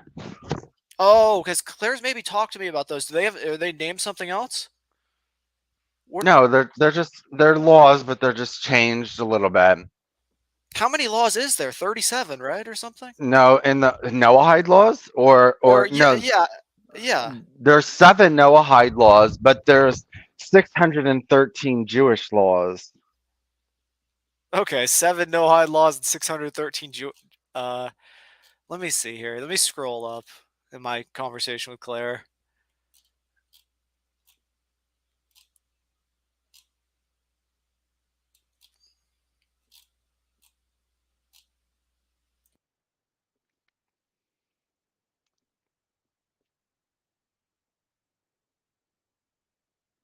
Hold on, let me post my blog in the private chat. Can you just go to it now so that you at least have it in your server? You're talking to me? Yeah. Sure. If you post it in the chat, yeah, I'll open it. I'll read through it or whatever. Sure. Yeah. I'll take a look at it. But yeah, do you understand? Do you hear like me talking about how like I just don't ever hear about the Torah or the Noahide laws really? Like do you kind of Well, just because you haven't heard of it doesn't well, mean that. but it's like yeah, I don't know. I just don't hear it people talk about it like on Gab or I know, but I just because on Gab, just because they're not talking about it doesn't mean it's not a no, problem. I agree. I don't. Yeah, no, I I know. agree. I also say it's not imminent. I say it would take years for this to happen. So But I don't know. The fact that like you think Ivanka Trump is like, and I don't mean to misrepresent you at all, but like in this secret cult or whatever, not trying to. secret, open. I mean, they Okay, openly say open. these open cult. Like it's not like I'm making stuff up. This is their own words. This is Chabad Lubovich's own words. Okay, So is this wait? If I read through this blog, is this gonna mention this Habab Blulovich guy? If I yeah, read through this, okay, yeah. okay. I've gotta.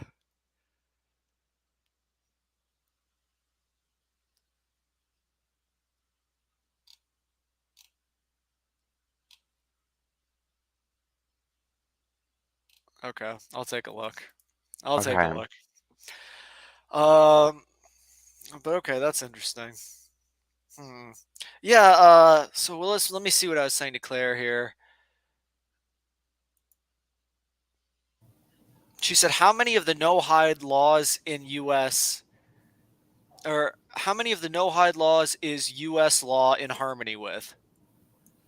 Not no idolatry, not no blasphemy, not no homosexuality, no murder, yes, no theft, yes, no eating flesh from the cut from the living animal, no, and set up courts of justice partially because you're not enforcing all 7 of the laws. You're only enforcing about 2 of them.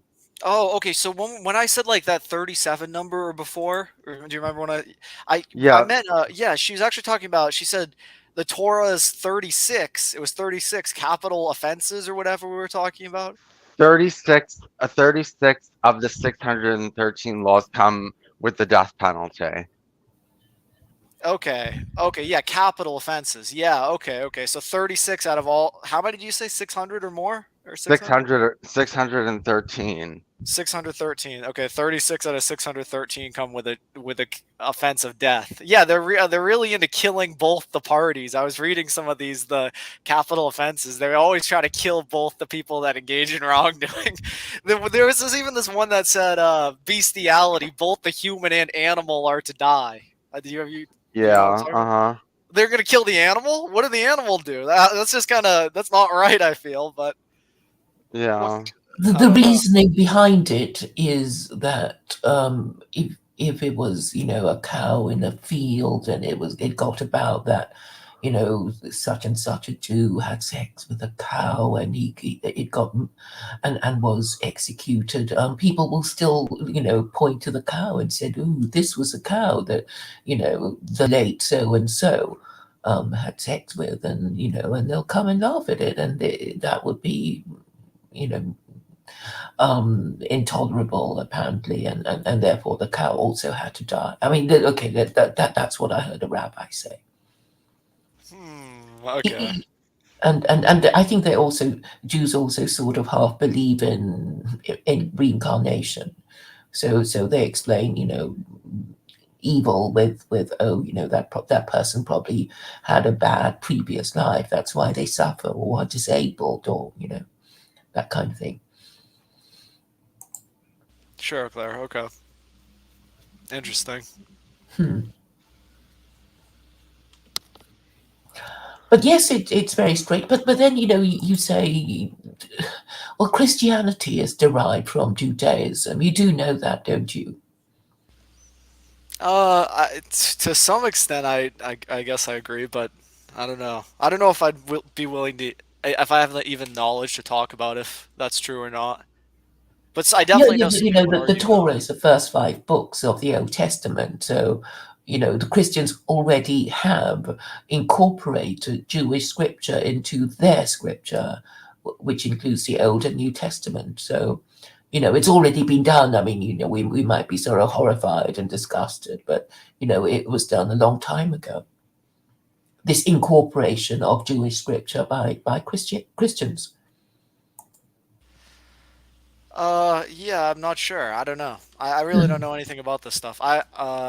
If Christians, I don't know if all Christians would agree with that, though. I feel like there would definitely be some that do disagree with that. I mean, even if it was incorporated, it's not derived from whatever the Jews to any degree necessarily. I mean, I only know this argument as so far as people say Jesus was Jewish, but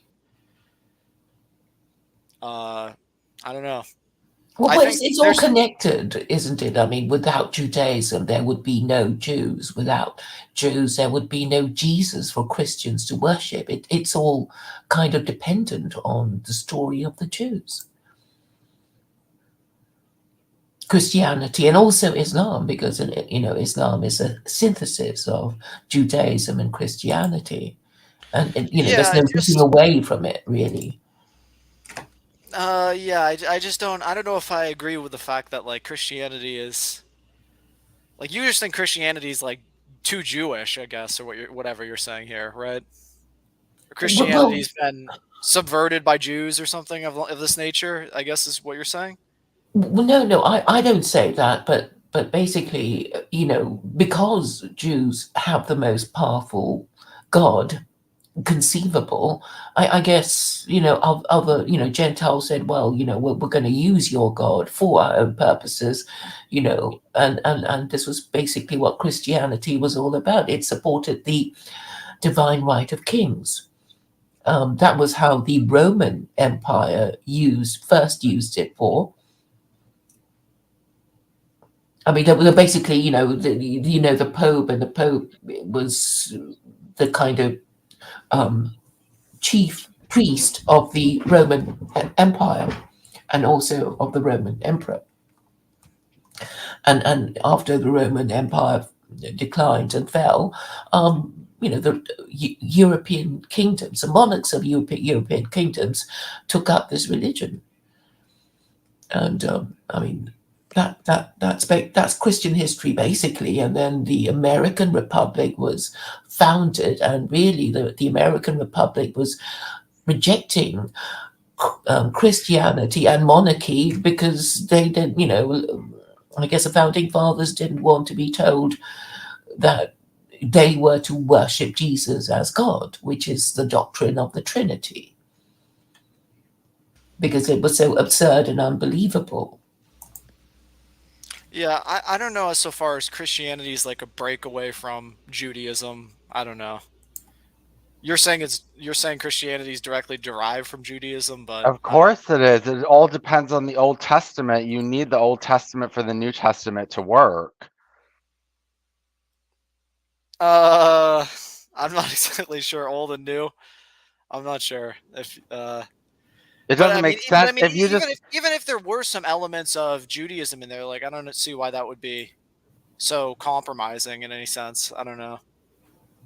Like why would that even No, no, but I mean, look at the Christian Bible. It incorporates Jewish scripture into the, so the Bible that Christians use is the Old and the New Testament. So the Christians have basically said, your scripture, the Jewish scripture, we're going to use. I mean, and the Ten Commandments actually come from the Torah in Deuteronomy. So your parents are not Christian, are they? No, I honestly know very little about these subjects or Christianity, even for that matter. I don't know the history of it, or I couldn't tell you like how much Jewish influence is in the Bible or in Scripture or whatever. So I have no idea, honestly. So you're basically an atheist, are you? I wouldn't say that I'm an atheist necessarily. No. But I don't know. Yeah, I just don't. I don't have like the moral conversations. I don't feel like there's really a point to having the moral conversations. Why not? I mean, if you're complaining about politics the whole time, this is Well, yeah, you are I mean, complaining about the morals of somebody, right? sure, yeah. I guess to some degree I am, but I focus on kind of more of the overarching picture of just like doing the right thing. I guess like everybody knows what's right. I feel in some Do sense. they? I Well, think if they everybody do, why do does. they do the wrong thing? Why do they do the wrong thing? I think there's lots of reasons they do the wrong thing. But I definitely think that I think a lot of people do the wrong thing and know they do the wrong thing. For sure. I think a lot of people are like that. And I don't think that they're going around. Yeah, go ahead. Well, why do you think they do the wrong thing? I guess is my next question. There's lots of reasons why they would do the wrong thing. They're greedy. They're insane. I don't know. They think they're going to get away with it, right? That's why they do it, isn't it?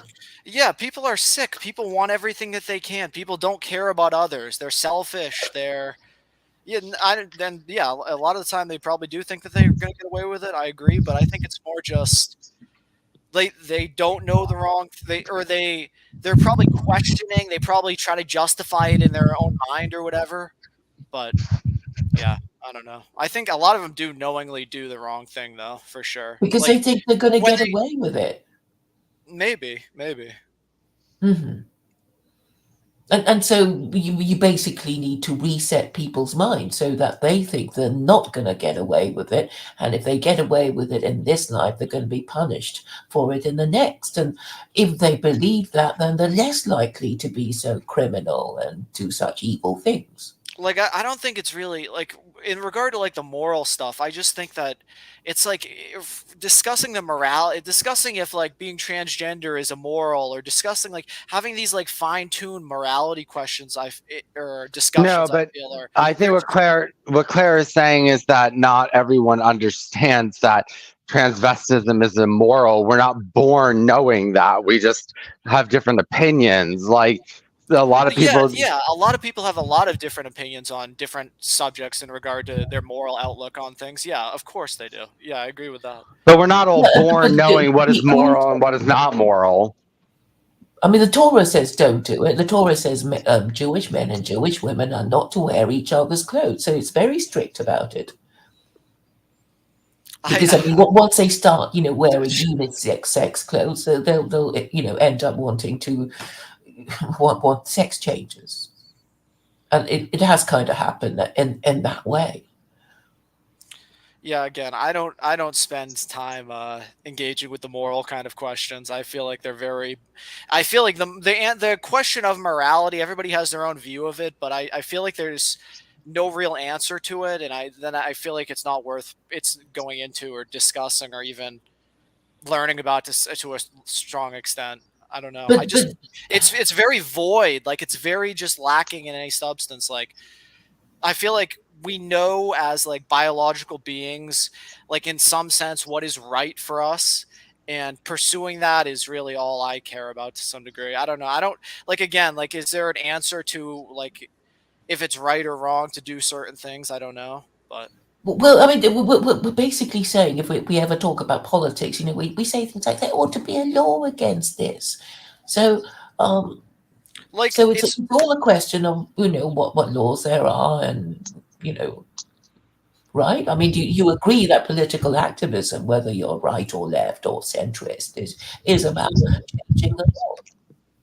I agree. It's about changing the laws to some extent. Sure, sure. Yeah. What do you focus on? I just focus on like America and trying to put the country first and do the right thing by the people, things of this nature, like illegal immigration or Jewish power or fraud in the government, or when the government spits on their own citizens, when the government abuses their own citizens, stuff of that nature. Mhm. One Just second. all the Echo, evil, turn off the fan. 1 second. a lot of evil and wrongdoing in the U.S. But yeah, I don't know. The moral But you question. are talking about morality, though. I mean, you Yes, say yeah. you don't care It's about like morality, and I then you can talk about make right and wrong. okay, Claire, I can make moral prescriptions for things, but it's like to tell you how I derive them in the most like way of, oh well, I talked to Jesus and he said that this was the right thing to do, or that's what the Christians say, or whatever the Jews and the Muslims and all these people say. It's like, is it right or wrong to steal an election? Like that sort of question. I'd say It's absolutely. obviously I'd say wrong. I agree. I say 100% it's wrong. It's very sick. It's but to me, to tell you like, and then if somebody would argue like, oh, where does your morality come from that tells you that that's the case? My response would just be like, it's just a human biological sense that like of understanding of the system and the whole picture, and who It comes from is the players of the game. religion. Yeah, I don't know. What did you say? Where does it come from for you? Morality comes from religion. Okay, I mean, I sure, don't. that's your It's take. so obvious. It's so Well, obvious, for isn't it? what religion? Aren't you secular, Claire? No, Is it? but people talk about moral principles, right? So Well, you can believe in God or be an atheist, but you can still talk about moral principles and having them, right? So where do moral principles come? They come from religious are you principles. calling me an atheist? Where do religious principles come from? They come from religion. Where does your morality come from, Claire? If you're trying to get me on morality here, you're saying religion? Well, whatever What religion? moral Are you rules. secular? Well, I'm saying that if I'm you're agnostic. I'm saying to discuss the moral reasoning behind why an election fraud is wrong is like just a very void and uninteresting conversation for me. I think that there's this intrinsic sense that we understand that what is fair and what is right and what should be done, and like that's all that's important. Like, I don't know, to say, oh, it comes from God or scripture or whatever. It's like, sure, like whatever you need to like say, but I think it's just more intrinsic human thing to understand that that's a wrong thing to do. Okay, so we all know it's wrong to cheat, because instinctively, people just say, "Oh, cheat at what? Cheat at exams, or cheat." People just say, "Well, cheating is wrong," right? I mean, Some people say that some people could only justify cheating with the Bible, right? well, I don't see how the Bible would justify cheating. Okay, sure. But I mean, some people can only justify cheating as wrong by using the Bible. So that's what I meant. Well, Sorry. yes, because eventually, because then we'll just say, "Oh, but it's just your opinion that X is wrong or Y is right or whatever." But what, the Noahide laws, which is what you started the conversation with, are supposed to be eternal and universal laws, and I think they're based on the assumption that any decent and honest person would see that murder is wrong. So we should have laws against murder. We should have laws against theft. We should have laws against sexual immorality, and we should have laws against eating an animal while it's still alive. And we should have a court and legal system to administer all these laws. Can we agree on that? Don't we already do that? Isn't that what we have already? Yes, supposedly, but then people will say, are you trying to get me to subscribe to the Jewish laws here, Claire? the Noahide laws, yes, and I've mentioned 5 of them to you, and you say we already have them. But the other 2 that I haven't mentioned would be idolatry and blasphemy. Idolatry. So like, what do you want me to turn against Jesus here on the call with you? I understand you hate Jesus, right? Idolatry. What do you mean, idolizing anything? But no, no. Wait, can I explain it, Claire? The thing is that you believe, as a Christian who believes in the Trinity, you believe that God appeared in the flesh, and you worship Him in the flesh. And if you worship anything in the material realm, you are guilty of idolatry. That's a Jewish view. Yeah. But obviously Christians who worship Jesus and Mary think, it's okay and it's not idolatry. And their argument, when you point it out to them that, what are all these idols of Mary and Jesus doing in your church? And they'll say, it's not idolatry if Jesus is God. That's their standard answer. So is having like things in your church idolatry? Is that idolatry? Depends. Kind of not. No, if you're not worshiping them, it's not idolatry. Okay, but if you are worshiping them, then it is? Yes. Okay. So if you're worshiping, like, for instance, Jesus Christ on the cross, that would be idolatry? Yes. Okay. To Jews and Muslims. Well, to Jews and Muslims it would be, but I guess Christians would say, but... No, it is idolatry. Come on, Jews came up with the definition of idolatry. Yeah, they were the ones who came up with it in the Ten Commandments, right? It was always a Jewish idea. You got this is way above my understanding, by the way, guys. Like, I can tell you straight up, this is like hard. It's hard for me to even follow this whole thing or grasp it, for that matter, even. But you guys do a good job at explaining it all. I'll say, for sure. Well, we hope to increase your understanding or make you feel that you've learned something, by the time. Yeah, no. Yeah, thank you. Yeah, I appreciate it. Yeah, thank you very much. But I mean, the whole purpose of this idolatry thing is that, if you take the whole idolatry and blasphemy thing seriously, then it just means that the only two religions that is acceptable to the Abrahamic God is Judaism and Islam, and no, Islam is not acceptable because Islam does not outlaw idolatry. Well, it does speak. The Quran speaks disapprovingly of it, but that doesn't outlaw it. There has to be a punishment specifically for idolatry. Well, it would be in the next. Well, it would be in the afterlife. No, it's a capital. It's the most unforgivable sin is associated. No. Idolatry is a kill offense. That's a kill offense. Yes, for Jews. For Noahites. No, it is no. Anything that is a capital offense for a Jew is a capital offense for a Noahide. So it's a capital offense for a Jew to practice idolatry. A Noahide is punished up to and including beheading for idolatry. Yeah, I mean, that's fair enough because, if a Jew, commits that offense and attracts a death penalty, then a Gentile living in Israel would also attract. Not just in Israel. You always try to trick people, Claire, with this living in Israel. Well, we have the power to execute. No, because punish. Okay, punish.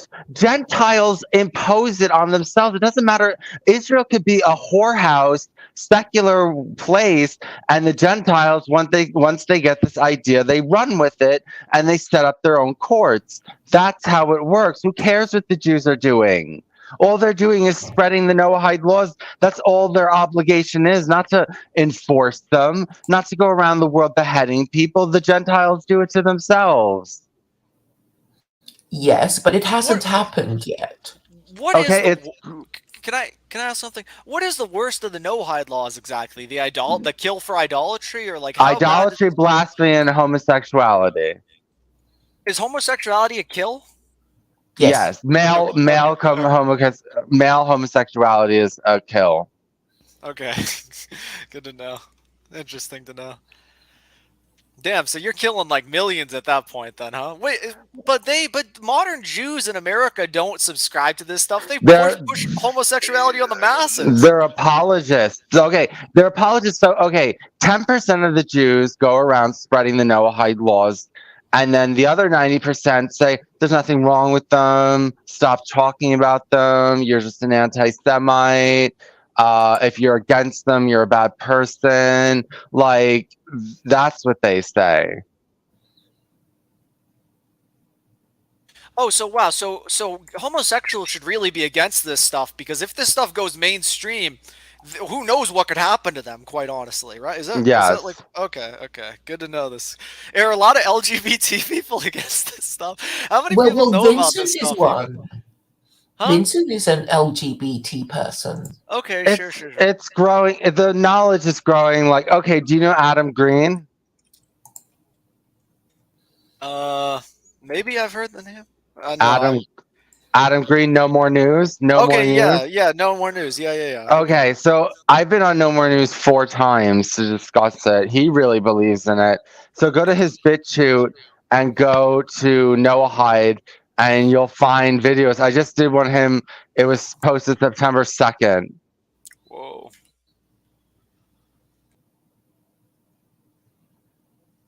Guys, am I disconnecting? Did I disconnect? No. Okay. No. I can hear you. Okay, you said go to his BitChute or whatever. Yeah, no, I don't know too much about that guy. A lot of people say he's out there though. A lot of people don't like that guy. No, well, he's very anti-Christian.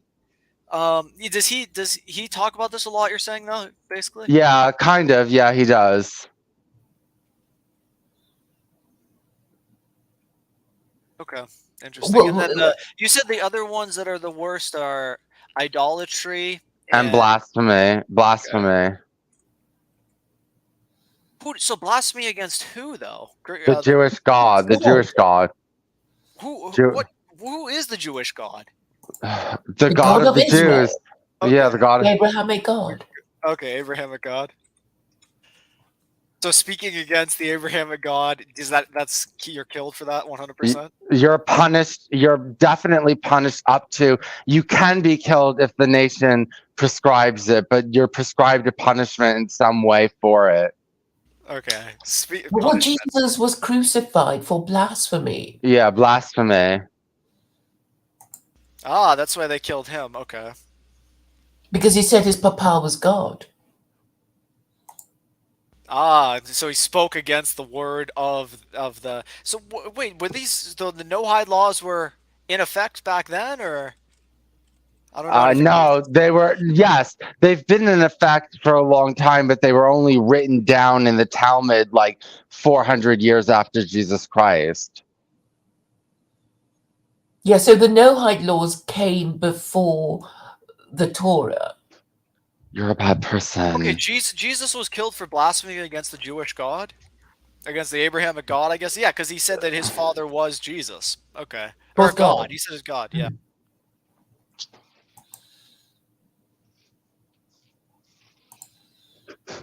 Yeah, it's a bit of a complicated story. Yeah, no, it is definitely. Yeah, this is funny, very fun to learn about and keep up with, but it's interesting for sure. So what killed for blasphemy back then? What the fuck? I didn't know people were getting killed for blasphemy back then. No, well, when in Jesus' time, people. Forever ago. No, well, the thing is that in Jesus' time, there was no Sanhedrin operating Sanhedrin. They didn't have the right to kill anyone for any crime, because the Romans were in charge. So the Roman power was saying who got beheaded and not, and they didn't have any blasphemy. This says Jesus was killed because the Roman governor in Jerusalem considered him some kind of threat. Okay, but it basically was for blasphemy, huh? Yeah. Yes. Wow, that's crazy. That's crazy. Oh, because he was immencing a following, basically. Yeah. Right? So, Yeah. Or am I wrong about this? Yeah. Okay. Well, what did you say?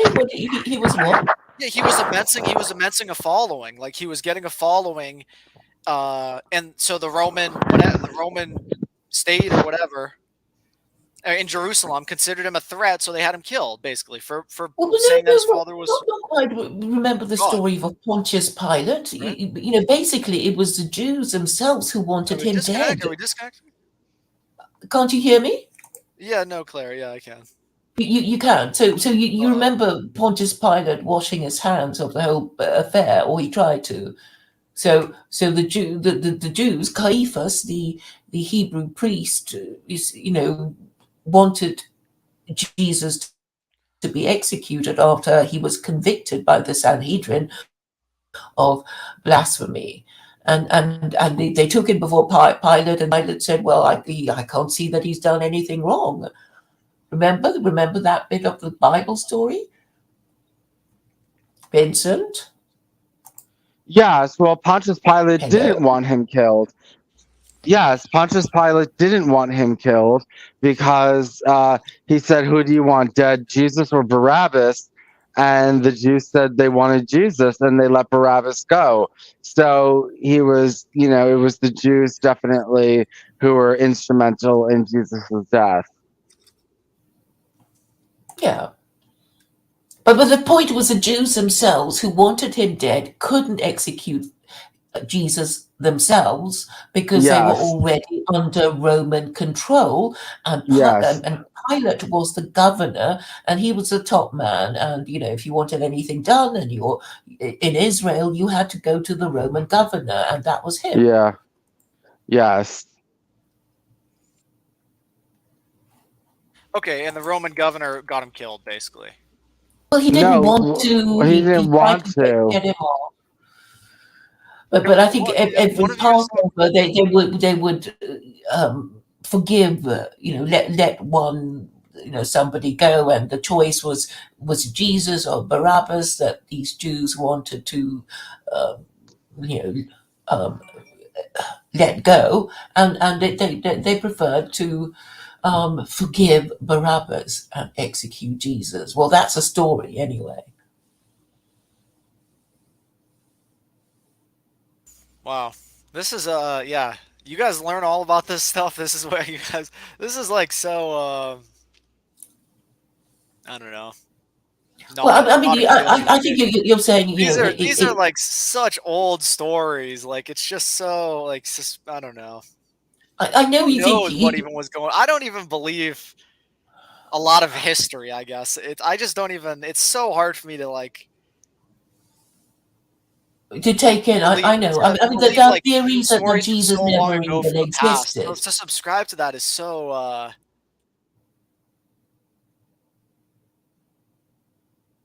Okay. Good No, to but know. I don't subscribe to it. All I care about are the Noahide laws. I don't care about anything else. I just care about that. I know that I think it's important to understand enough to understand the laws. Why is Christianity idolatry, and things like that. But beyond that, I don't care.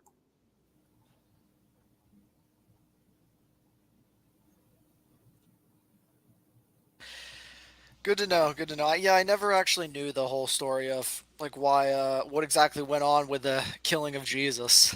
I'll say, but it's good to be filled in here. I guess somewhat. He was blasphemous, and the Jews wanted him killed, so the Roman state basically came in and took him out. I guess, and you guys are saying they didn't really want to do it, but the Jews just really pushed it on them. I guess is what you're saying. Yeah. Okay, sure. Okay. Yeah, I don't know. How old is the Talmud? The Talmud's or There are the two But Torah. I mean, Talmuds.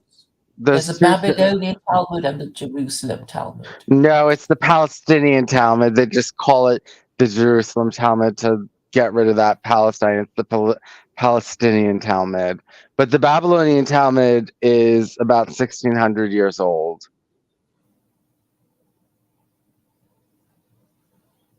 okay, and I remember you said before the Torah came, and then there was the Talmud after the Torah. Yeah.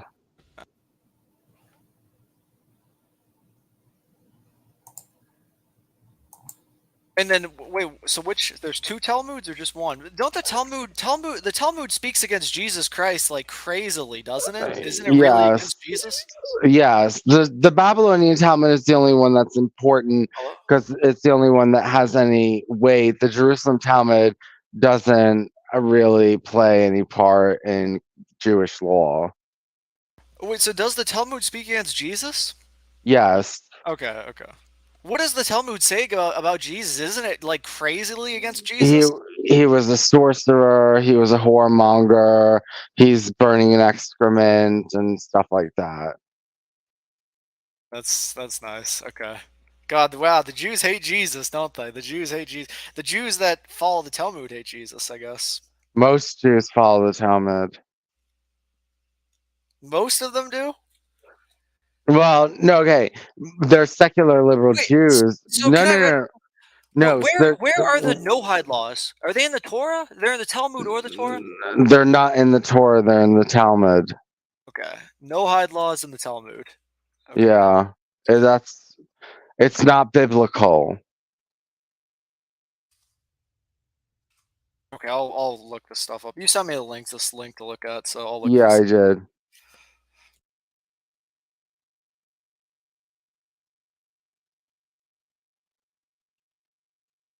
Yeah. Okay, sorry, I didn't mean to cut you off before. That's my bad. If you wanna. No, I was saying that most if okay, all of Jewish religion like goes back to the Talmud. And when you're talking about Judaism, well, at least when you're talking about the Noahide laws, you're talking about the Talmud.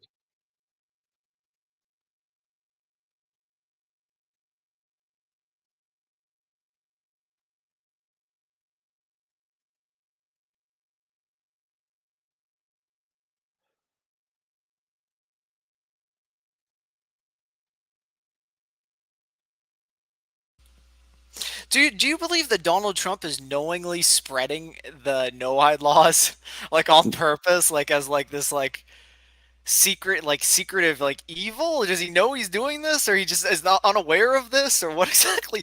I'm sorry, what exactly is the belief in that regard? I believe that Jews are trying to influence him to do that. I don't know if he's doing it, but they're trying to influence him. Okay, and just so just that perception alone of the Jews trying to potentially influence him to spread the no-hide laws, that alone is enough for you to don't mind all the other great things he's done for the country. That alone is enough to make you question the vote for him again. No, he was really pro-Israel, real pro-Israel, and his daughter, he's very partial to Chabad Lubavitch. Okay, I have to learn about this Havav Lulovich guy. I have to learn about this guy, I guess. But sure, okay. Yeah, he supported Israel. Okay, sure, but I mean, He's the Jews guy. He's Chabad Lubavitch guy. I don't trust his daughter. He's surrounded by Noahidists. So he's signed declarations praising Chabad. So yeah, I don't know. I'm not necessarily the biggest fan of what he did for Israel, but to some extent, I and think they it's fine. they say that he's if you're a Noahide, you should choose him. That's what they say. Ah, the no-hide people actually support him, is what you're saying. Well, and Jews and the Noahide people, yeah. Oh, I don't know if Like you're all the saying that Noah this 10% of this 10% cult no-hide people, they actually are backing him. they like him, yes. Okay, I can't hear his response. Hello. Yeah. Okay, you saying yes to that though? By the way, just Yeah. okay. Okay, good to know. Good to know. Who are like the main? Is there like a main no-hide guy?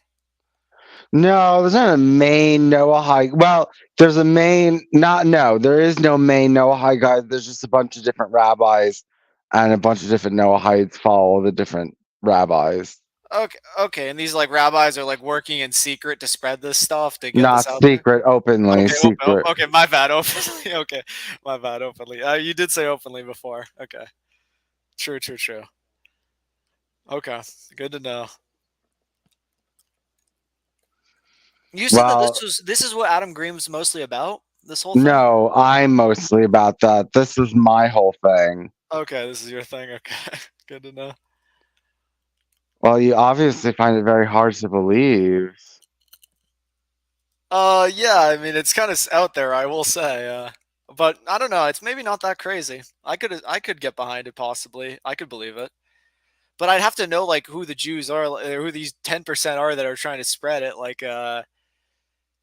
And like, I mean, they're never gonna enact this sort of thing. Like, this is crazy. Like, you think this is gonna be law someday or something, or Well, once you get like enough, there are much. I feel like there are much more. This is like this is bordering on conspiracy theory. If we want to talk about like people doing like people harming homosexuals, I think there are like more pressing threats than like this. Quite frankly, the no hide cult or whatever. Right? well, okay, the point is you don't want too many people converting. You have to stop the conversions early because the converts are the ones that implement it on themselves. So let's say that 50% of your country converts to Noahidism, they could enforce it even through violence upon the rest of the people. And we're not at that point, but you don't want to get into that point. I got you. Yes, we just want to stop it before this wildfire goes out of control with these no hide cultists. We've got to put the fire out. Basically, is what you're saying. Yes. Okay. Sure. I got you.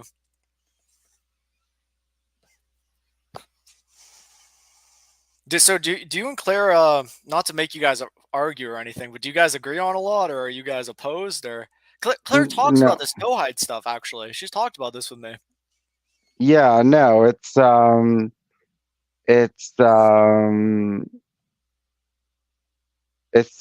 No, we don't agree. We're on opposite sides of the spectrum, but we both talk about Noahide law about a lot. Okay, sure. You guys both have an understanding of it or whatever. Yeah. Yeah, you guys seem like you have a good grasp on history. I know Claire's very good when it comes to history. So, Mhm. is Claire? I guess she's gone. Thank you for saying that. I muted myself, so I couldn't get back to you immediately. Yes, I am interested in history. I mean, just because it explains the present, doesn't it? You know, we only know why we are here if we know what Claire, happened in the past. I have for me, I have like very little. I don't learn about history. I don't care about history. History is so.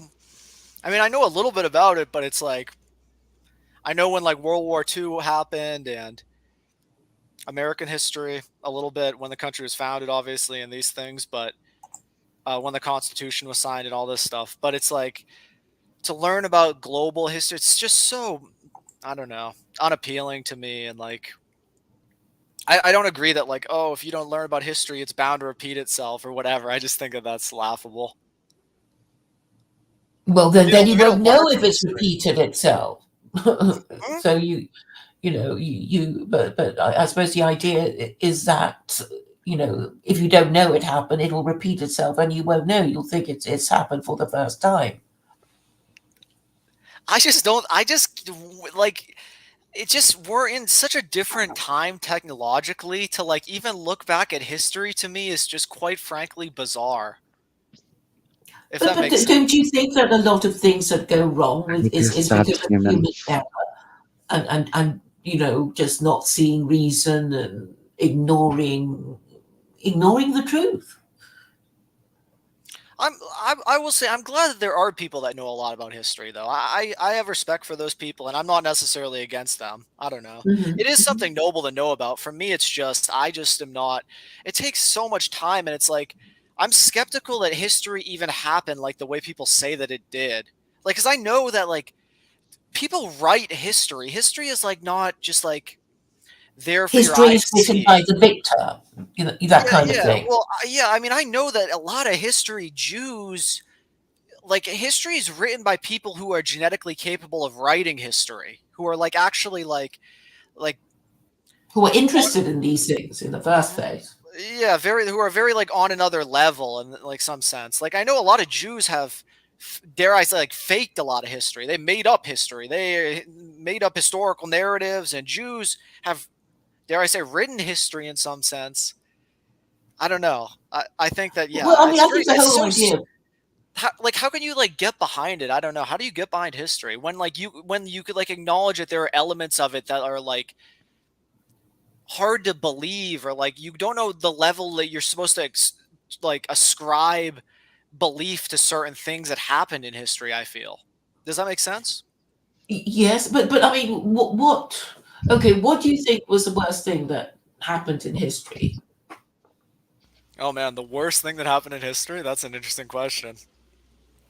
Uh, uh, But it's Guys, usually wars, wait, isn't guys, it? guys, let me interrupt you in for 1 second. I am going to leave the call for a few minutes because I need to make a phone call, but I will be back. Okay. okay, All sure. right. Nice to meet you, man. If I could leave before Okay. you. Okay. I'll be back. Okay, also maybe I'll still be All right. here, but see you. Yeah. All right, Claire, what were you on about? We were talking about learning from the mistakes of history. Oh, okay, so I guess it, and I guess if we're thinking of the bad things that happened in history, it would be, a war that we lost, right? like remember when you debated? Okay, go ahead. I'm sorry. Go ahead. But that's it. I finished what I was saying. Okay, can I mention, like, remember when you debated like Andrew Wilson? You guys were talking about like you guys were talking about American history and what exactly happened with the Quran, or right, with the guy reading it or whatever. I can't remember his name. Do you remember that That conversation? was on the Crucible, and I was basically saying that Jefferson, who drafted what the Virginia Statute of Religious Freedom, which later became the First Amendment, had a copy of the Quran, which he must have read, and there is a verse in the Quran that guarantees freedom of belief.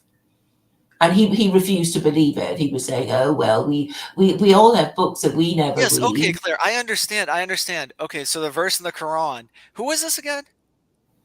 Thomas Jefferson. Thomas Jefferson. Okay, Thomas Jefferson. A verse in the Quran influenced him in writing the Constitution, or something. Basically, is the claim. Yes, I'm saying the First Amendment is based on chapter 2, verse 256 of the Quran. Okay, the First Amendment was written from the Quran. Yes. Okay. That's the claim. Just to be clear. Yeah, because he did own a Quran. He did own a Quran. And it's just, he did. Claire, how can you doesn't this seem like, do other historians believe this stuff? Is this like mainstream history?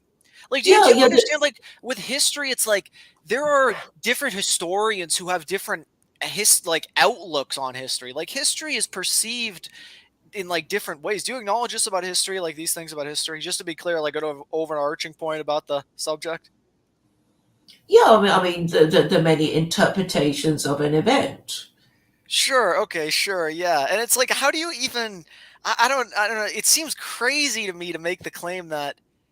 I mean, maybe he was. I just don't know how you could ever assess if that's like a reasonable thing to like, believe. Right? Is what you're saying? Well, because basically the American Republic is a pretty unique idea. Because at the time, all Europeans were subjects of their monarchs, right? They all lived in kingdoms. I think there was the Italian Republic, but this is sort of quite rare. Most people lived were subjects of kings, and so when the founding fathers had this big idea, it was based on something, and the Quran was being read at the time. I mean, it was after the Wars of the Reformation, which was also called the European Wars of Religion, which is, basically the Europeans fighting each other about being Catholic or Protestant. So it was something that was very much on the minds of Europeans in the Old World as well as the New World. But in the Old World, what exact thing derived the? What did it say in the Quran that the exact words that derive the First Amendment? Just to be clear, There is so I no can know. compulsion in belief. Belief? There is no compulsion in belief. Okay, there is no compulsion in belief. Truth stands clear from error. Truth stands clear from error. How does truth stand clear from error equal the First Amendment? It is really more the first part of which says there is no compulsion in belief, and it's obviously true that you can't force anyone to believe in something. If they don't believe, then they won't believe. But you can frighten them by saying, if you don't pretend that you believe, we're going to punish you, or if you deny this belief that we all have, we're going to punish you. And you're not, and just to be clear, not to argue in bad faith or anything, you're not saying that this equals the First Amendment. You're just saying that this influenced his writings of the First Amendment, I guess. So you're saying influence to a strong degree, just to be clear in the argument? Well, I can't. What I'm trying to say is that in Europe, Wait, I'm people sorry. were burnt at the stake for denying the divinity of Jesus. They were, heretics were burnt at the stake. So there was no freedom of belief The when heretics were burned. Christians took their Christianity seriously. So if you expressed a wrong kind of belief, you would be punished. So, Okay. I mean, I think we also have to understand, how Christianity operated when it did. And also for Jews, as you were understood from Vincent earlier, you could, well, we know that Jesus was executed for blasphemy. So, there is no freedom of belief if you're a Jew. Okay. So as long as we understand that neither Jews nor Christians, when they took their religion seriously, enjoyed freedom of belief, and the only scripture that says anything about freedom of belief was the Quran.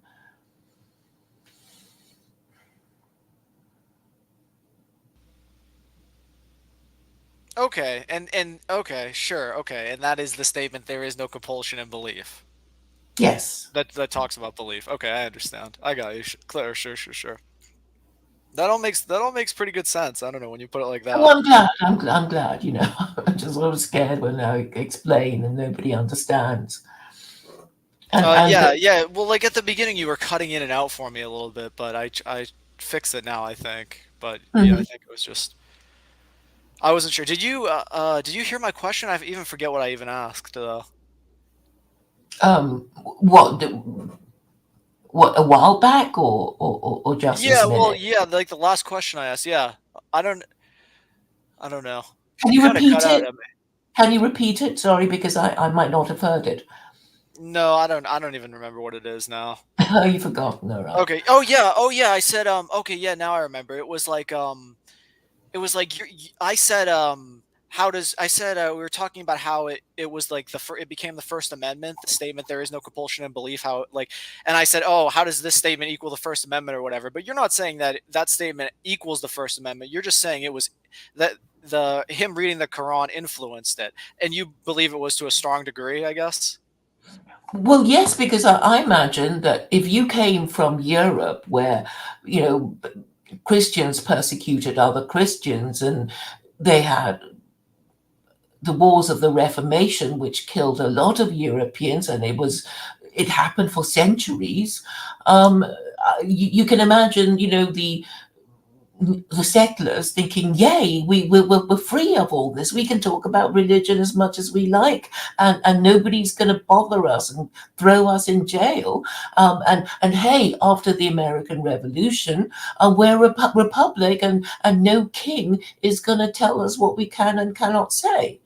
So it was a revolutionary thing, and of course it was called the American Revolution, and that founded the American Republic, and the Declaration of Independence was all about saying, how oppressive and tyrannical monarchs were, and rejecting monarchy and becoming a republic. And nobody had heard of such a thing in Europe. It was like, well, and then, not long after that, the French had their revolution. Okay, Claire, yeah, you're just teaching me now. I don't know anything about the French Revolution. But I mean, you have most of the heard things of you it, and you know quite that frankly. they killed the king, right? The French Revolution. He's beheaded Louis XVI. I've got to like fix my mic and make sure. I have a debate later. That's why I joined, honestly, is because I just wanted to prepare more or less. Hmm. Because I have Hmm.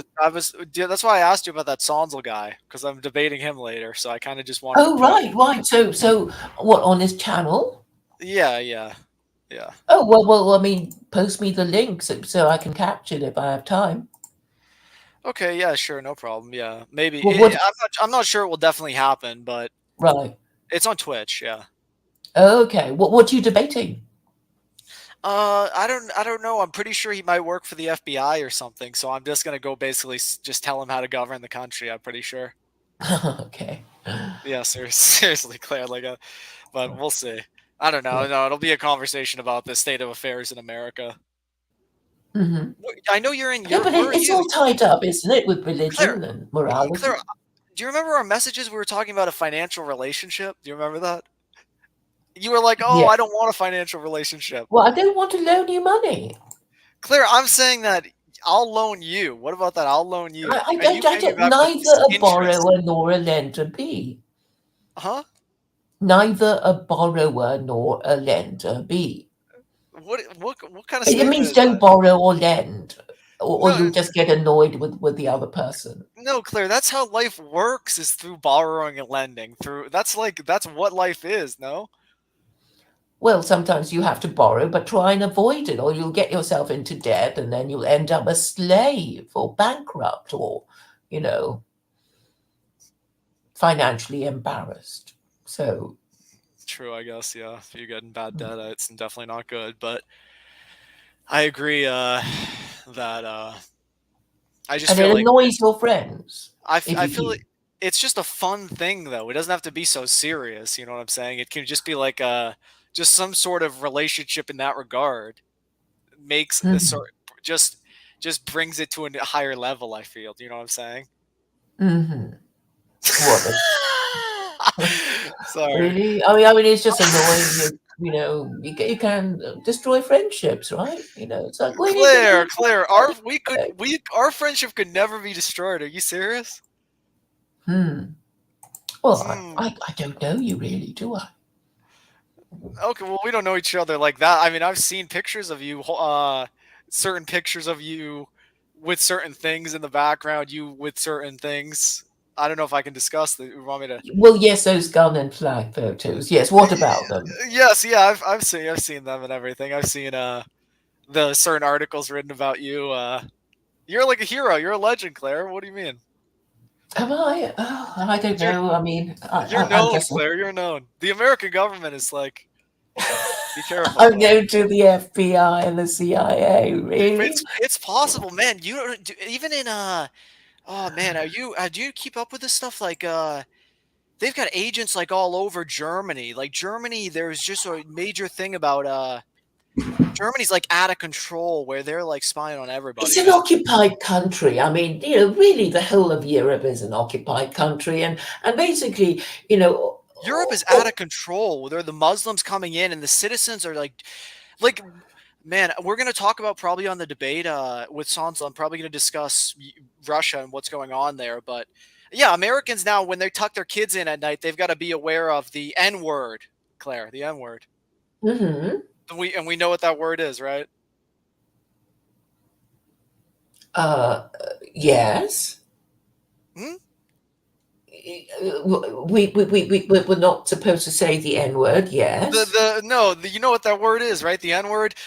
No, it's not. No, Claire, it's nuclear. The nuclear word. Oh, that. Okay. Claire, yes, they've got to be. That's what they've got to be worried about: the nuclear threat from Russia. Certain Russia engaging with nuclear weapons against the United States.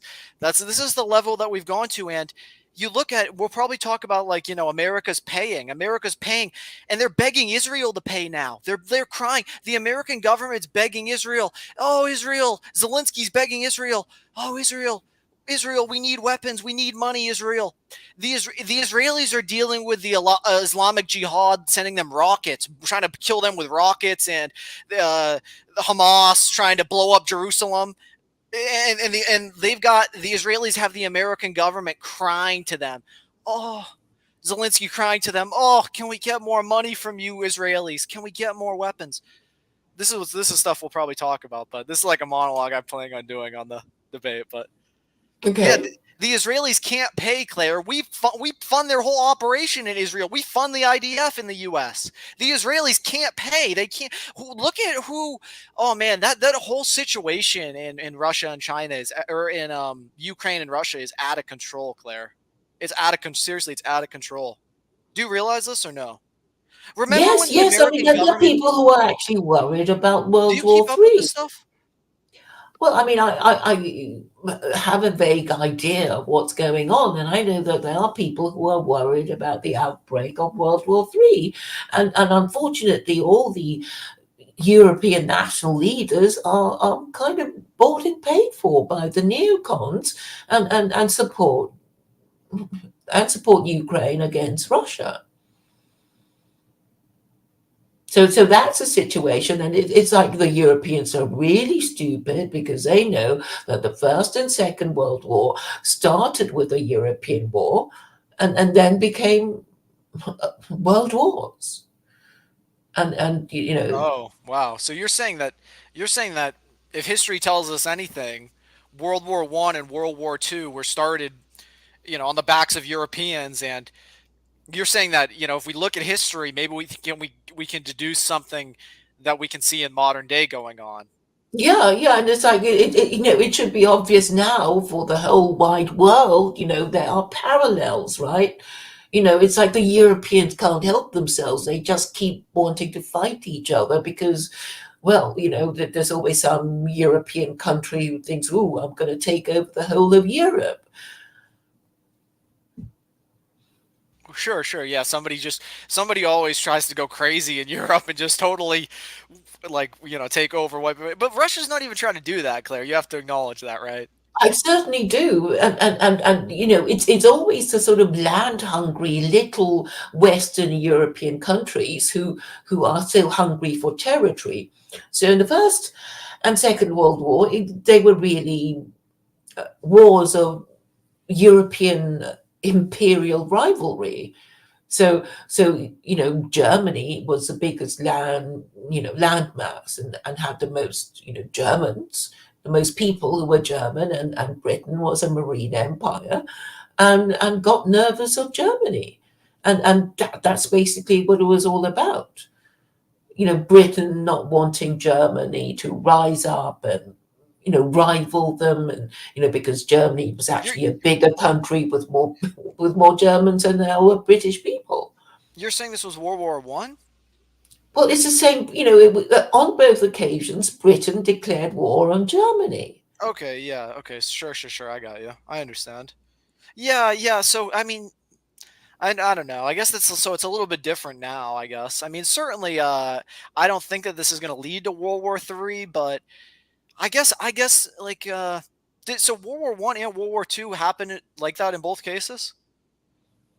Well, I mean, if you look at World War One, the Franco-Prussian War in 1870 was basically the Germans besieging Paris, and the British didn't lift a finger to help the French. But in 1914, it was like, oh, you can't breach Belgian neutrality on your way to attack France, Germany. We won't let it. We won't let you. and basically the Germans are saying, why? What's the problem?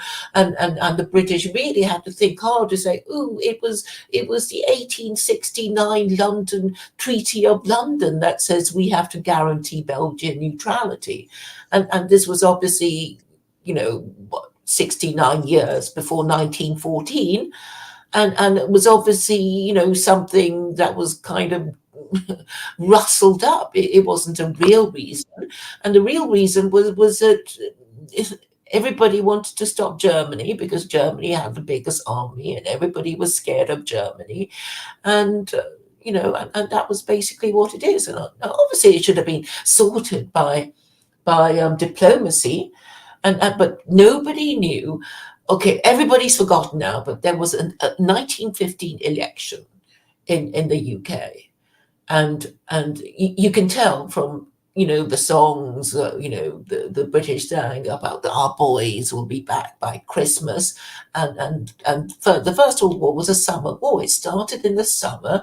There were patriotic jingoistic songs saying our boys will have fought and won the war and they'll be home by Christmas, and then in 1915 there would be the general election which the Liberals expected to win. But of course, it was cancelled. It was cancelled because of the war, and everybody forgot about it. But Britain. So, and there have been historians who said, well, World War II was a continuation of World War One, and if World War One was about a stupid election, then the British lost their global empire over a stupid election. Yeah, World War III could be a continuation of World War II in the sense that, like, it's Russia fighting for its ex-territory. I mean, when did the USSR break up even? After World War II? After the sorry, Reagan, it felt in the 80s, I'm like wasn't losing it? connection. Hold on. Well, I can hear you fine. Well, my mic, it's just my mic. I'm like, you're like coming in and out for me, like voice-wise. Okay, go ahead. Well, I can hear you quite clearly, but as far as I remember, the Berlin Wall fell in the 1980s, and it was during Reagan's presidency that the Berlin Wall fell, and the Berlin Wall fell because that was when the Soviet Union collapsed. When did Ukraine even declare independence from the USSR? Or like they left after the USSR broke up, right? I'm just going to look this up really quick. Yeah. I'm a bit vague about that, but it's like if you're an empire, you always have regions that have always hated you and wanted to be independent. I mean, Britain has a few. It's like, well, there's Ireland. I mean, Northern Ireland, could be united with the Irish Republic, and Britain could lose that. And Scotland nearly declared independence with their Scottish referendum. And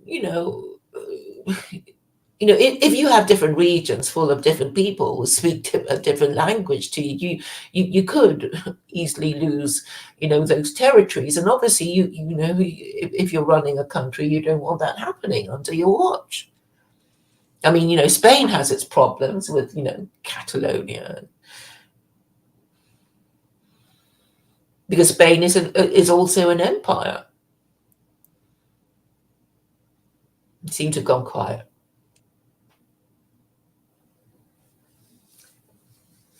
So you're looking up. Sorry, yeah, I'm just reading about this. It's complicated why Ukraine left the Soviet Union. Like, why did the Soviet Union fall? I guess it fell in 1991. But I don't know. I have to look this stuff up. But yeah, that sounds about right.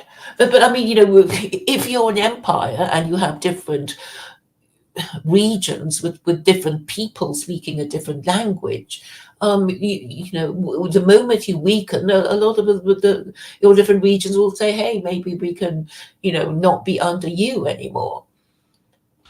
Claire, so like, what do you think? The American government's in this situation with Russia for $80 billion. Sorry, what's the $80 billion about? We've sent $80 billion in foreign aid to Ukraine, trying to combat this, and we're begging. The American government's begging Israel to pay, and Israel is not going to pay. Israel cannot pay. And China, you look at China. China's supporting Russia, Mongolia.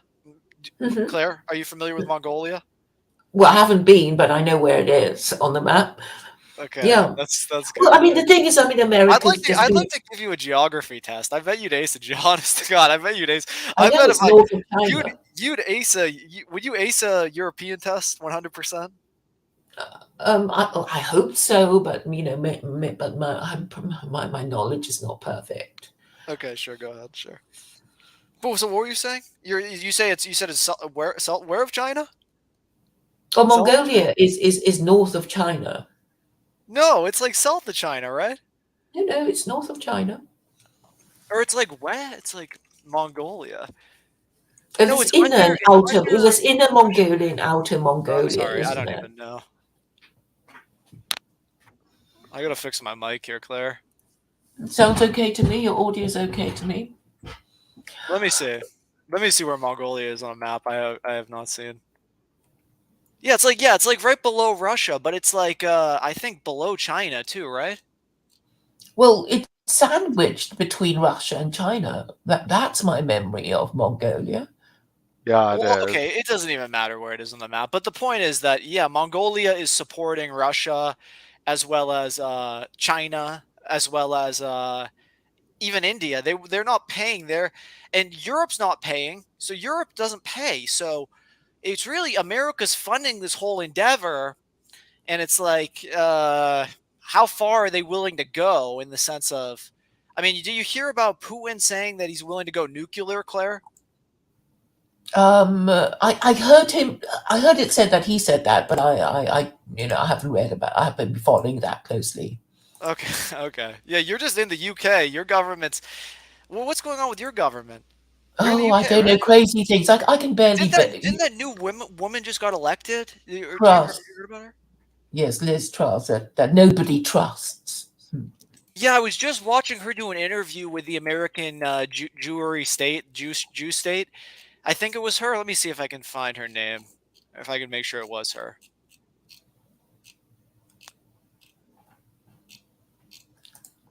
Have you finished your call, Vincent? Yes, I think I was just doing text because I didn't know if I would be able to call or if I would lose you guys. So anyway, Yes, I Claire, this is her. This is her. You're right, Liz Truss. Yes. What do you know about her? Can you tell me everything you know about her, please? Nobody Well, trusts her. You're saying? nobody trusts her. Yeah, and nobody likes her. But Yeah, because it's sort of like she's you can tell that something's not quite right about her, even because the way that do you know her opinion on this conflict? She just went viral like a few days ago. She got 1 million views on CNN. Yeah, this is I was like watching this a little bit of this coverage, and she's deranged, it seems. She's totally behind the American New World Order government. she's bought and paid for. Is she a She's leftist? bought and paid for. She is a Yeah, liberal, she right? started. Yeah, she started as a Liberal Democrat, and then she joined the Tories. So she obviously, you know, doesn't care what the politics are, as long as she gets to be in the show. Okay, that's And she interesting that you contradicts say that. herself the whole time. And yeah, she does look a bit weird, doesn't she? She's gonna. How did she? So what is she? And what is she? Who did she replace? Boris Johnson or? Yes, Okay, she's the prime minister. yes.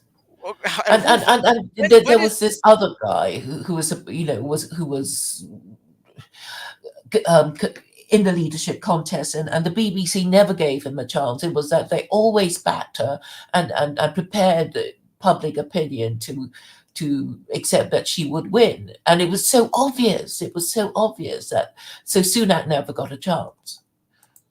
I think the world's headed for serious trouble. I think that democracy as a form of government is so suspect now more than ever has been, and I don't think that I think that these so-called democracy states are gonna, because I've heard this Liz Truss woman talk about democracy. She loves democracy. Yeah, we'll see how long democracy lasts for these people, because I think Not that these much countries are longer. gonna be in trouble.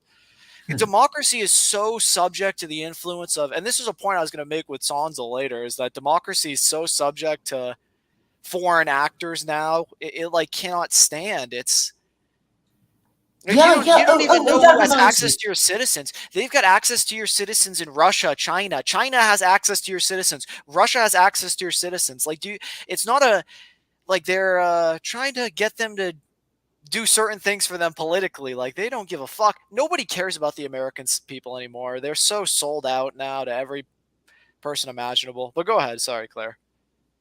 Oh, I was just going to say. Oh, I've forgotten what I was going to say now. Oh yeah. So okay, it's good that you know about this. I know it's good that you know about this woman, because I definitely want to. Oh yes, I remember now what I was going to say, because you're saying that the system is rigged, and you may have heard of a film called Black Panther, about this fictitious place in Africa called Rwanda, and you did you ever see this movie? Maybe not, but anyway, never saw it. Yeah, I never saw it. There's this running joke in the movie by the only white guy in that movie who played the CIA agent, and he said more than once that elections is how the CIA control other countries practicing democracy, and you see how easy it is to do, and also what the is CIA how easy? What is to rig an election? Yeah. Yeah, I don't know. It's like it's not even necessarily that it's rigged, but it's just it's so many like influencers on the whole political process, but they're not even domestic agents in all cases. And even if they are, they're like non-faithful domestic agents. They're bad domestic agents. Like when they're banning Trump, like there's never been a president in American history who's been like, Trump did what's right for the American people, and they said he's banned. They banned him, Claire. So I don't know. This is just a it's done in conjunction with social media, because Twitter is so powerful. Well, it's so powerful that I've been deplatformed, and Trump's been deplatformed. I just think it's there. It's a wake up call. It's going to be a wake up call on Vince. Yeah. Okay, you're breathing kind of loud. Sorry. It's going to be a wake. Let me just say, it's going to be a wake up call for these nations that back democracy seriously. Vincent, are you a Democrat? You mean, do I believe in democracy? Yes. Yes, I believe in democracy. Oh, please, man. No, please, dude. The democracy, it is so subject to the influence of foreign actors like never before. Like, you have no idea. Like, I just made all the points. Like, it's so out of control. Democracy is not a legitimate way to govern. Like, the democracies will inevitably be subverted 100%. So what do you want? So what do you want? I want something that's more like akin to probably like what Russia has. Like, I want a president. I want a whole different system of government in a sense. I definitely don't want elections every 4 years that are subject to foreign actors. I want somebody who's actually like going to be there for the long term with the interest of the American people in mind. Like, somebody like that, I think would be great. Like, but what if somebody that got in is somebody that you don't like, and then you have to deal with them for 20 years? Well, 10 years might be okay. Yeah, I mean, I don't know. I mean, that's what Xi Jinping has like done. if you look at the thing is, if you look at like a country like Iceland, for example. I was looking at this the other day. Iceland's leader got 92% of the vote. 92% of the vote in Iceland. The leader got 92%. In America, it's like, it's like so fraudulent. It's like the vote's like almost exactly 50-50, and it's like being decided by like very slim votes and to get some whatever to get the stuff to win the election. It's being decided by like such slim margins, and it's like, so with the mail-in ballot fraud, and with they're I don't know if you guys know about this, but they're coming after Mike Lindell at like the Hardys and stuff. They're so sick, and they're not anybody who speaks about the elections might not be quite right in America. It's all over for you in some sense. So I don't know, but yeah, I don't know. I think something that's going to be I mean, if I didn't like him, I mean, I'd have to be somebody who's like sane. Like, I think Trump could have done it. I mean, that's why they hate Trump, is because Trump could have really changed the course of American history if he wanted to.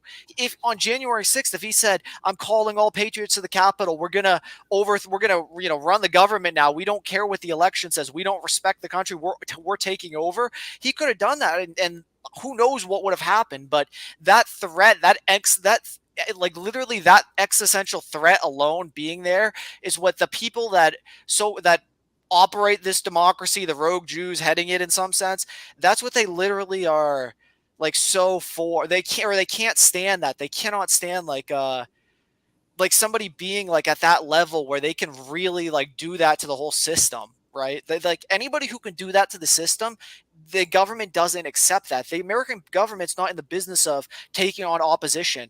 They kill their opposition. They silence their opposition, and they will get people to lie about their opposition, and it will be not working out for their opposition. But yeah, these are some thoughts, but I don't know. Am I just ranting at this point, Claire? No, what you I'm sorry, I can't hear you guys. Oh. Okay, now I can. Go ahead. Sorry, Claire. Well, I was just saying it is a bit demoralizing, but then, that is a problem. We have a system that we don't trust, so it deprives any government of its legitimacy and the confidence that people should have in it. And that's why, everything's going to collapse, because if people think, bad people are in charge, then people won't obey the law. America's like a full-on like authoritarian style like censor state, literally censor state. Like we're like becoming like China, or like even worse. Like I think we're even worse than China, quite frankly. We censor, we just silence, we ban. Like they banned Trump, they banned him, man. I can't believe they banned him. That will never be forgotten in American history. That will be a moment never. Yeah, but why can't people fight it? I mean, they're gonna reinstate him. Have you heard that, Claire? How? Well, apparently, according to I've heard from serious people, well, because he's gonna run again. He's gonna run in 2024, so they have to reinstate him. Mm-hmm. But I've heard. But won't they steal it? Will they steal it again? Won't they steal the election? Well, if they stole it once, they can steal it twice. They could steal it again. They could. I mean, it depends. I mean, they're trying to write in a law to make illegal people be able to vote, and they're trying to do everything that they can. But yeah, I've heard from serious people that in 2023, in some point in 2023, next year, he will be unbanned on Twitter, so that he can run for election, so he can run as to try to be the president again, I guess, or something. But we'll see. Tucker Carlson should run. Are you banned on Twitter, Claire? Yes. Okay. It's my 5th account. Tucker Carlson could run? Well, I don't know. I think he'd be very popular, wouldn't you? Don't you? I think he'd be popular, yeah. Would I support him totally? I'm not sure, but yeah, I think he would be popular for sure, definitely. Because millions of people trust him and watch him every night, and yeah, you're absolutely right. I mean, he could probably end up being assassinated. Well, yeah. Because they play so dirty. I think what they did with the vaccines and shutting down the country and that sort of thing was concerning. I'll say the absolute least about that whole. Oh, it's very concerning. But we'll see what happens in the future, I guess. Have you been vaccinated, Vincent? Yes. Mm-hmm. But you weren't vaccinated, Dalmatian. No, absolutely not, Claire. Absolutely not. No, I do not trust anything the government says. I mean, I'm so skeptical of the American government more than anything. I think that they're running an operation which is quite frankly bizarre in so many aspects. I think it's very improper governance. I don't think America's the right way to run a society to some degree. I think that it's a very large corruption goes on in the American government. There are some very bad people involved, certainly, like mayors and certain people, but I don't know. America's in for trouble, I'll say. And now we're so deep in this Ukraine thing now. I don't know. I feel like this Truss woman was almost instilled or something. I don't even know how. She completely bought and paid for. It's like they choose the stupidest ones because they're easy to control. You just give them money and they'll say what you want. Did she win the vote by a large portion, or was it a close vote in the UK or something? Like I you're don't saying, actually know. I didn't even pay attention, but I can look it up. okay, yeah, no, I don't know. You didn't vote in it? I figured you would have voted in it. Well, you can vote only if you're a member of the Conservative Party, and I'm not. Okay, is she you can only vote if you're a member of the Conservative Party? What does that mean? Well, because the leader of the Conservative Party will be the Prime Minister if the Conservative Party is in office. That's how it Okay, works. I see. Mm. Yeah, she won. She got 57% of the vote, Oh, apparently. I don't know. I guess we'll see. So she is a conservative, though? Yes. That's what she says? I don't even believe she is. Do you believe that? She doesn't appear like a conservative. She actually is supposed to be a conservative? Well, she started. She joined the Liberal Democrats first, which is a liberal party, as you know. And she's changed? Yeah, she Parties? changed. I mean, she just can't be trusted. She has no principles. She'll join any party as long as You're just saying as long as she can be in front of the camera or whatever. yeah. She's gonna, dude, man, oh my God. Why do these people put these people in power, man? The Well, things that she says because the things that she says, I know I could intellectually absolutely fucking annihilate her. Like, it wouldn't even be a close conversation. Like, I could destroy every point she could make to me. She would know, she's brain damaged. She has no, like, it's quite evident to me that the things she's saying have never been actually, like, challenged in a serious, like, fashion before, but whatever. Yeah. She just can say, these people can just say anything that they want, quite frankly. Just palate any feel good. People don't even notice that they contradict themselves. She talks about democracy like I cannot stand her when she talks about democracy. And she said she's talking about Putin, and yeah, the whole thing with this woman is out of control. I don't know. She's gonna give more to fund it, I guess. We'll see. Yeah, the vote was 57.4 Liz Truss and 42.6 Rishi Sunak. It's 60-40 roughly, I guess. If you want 57-42 for the votes.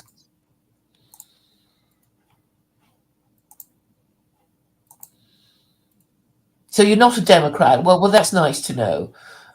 Oh, Vincent, what's your view on the situation in the Ukraine? Do you support the war? Do you support Ukraine, Vincent? Yes, Yeah, yes. he probably does. Yeah, it does I not surprise me. I support Ukraine in that. Look, I do support the American liberal, not leftist, not communism, but liberal in that very equality for women and equality for homosexuals and liberal social values, and maybe not liberal economics, but liberal social values kind of dominating the globe. Yeah, I do support that. Okay, wait, how did we go from Ukraine to liberal social values? What are you even on about? No, well, because that's America is. Okay, man, what's going on with the American government and Ukraine, man? Is man, I'm serious. You do not want to support that. That's a situation that's quite fucking frankly, it's out of control, man. It's out of Well, control. I support. The American government is it's like they're way deep in the water, man. You don't understand. You'll understand maybe at some point. No, well, They're but so out there. I support America over Russia because Russia, in my opinion, is much more retrograde. Socially, I don't think that they're as socially advanced, and I don't think that should be tolerated.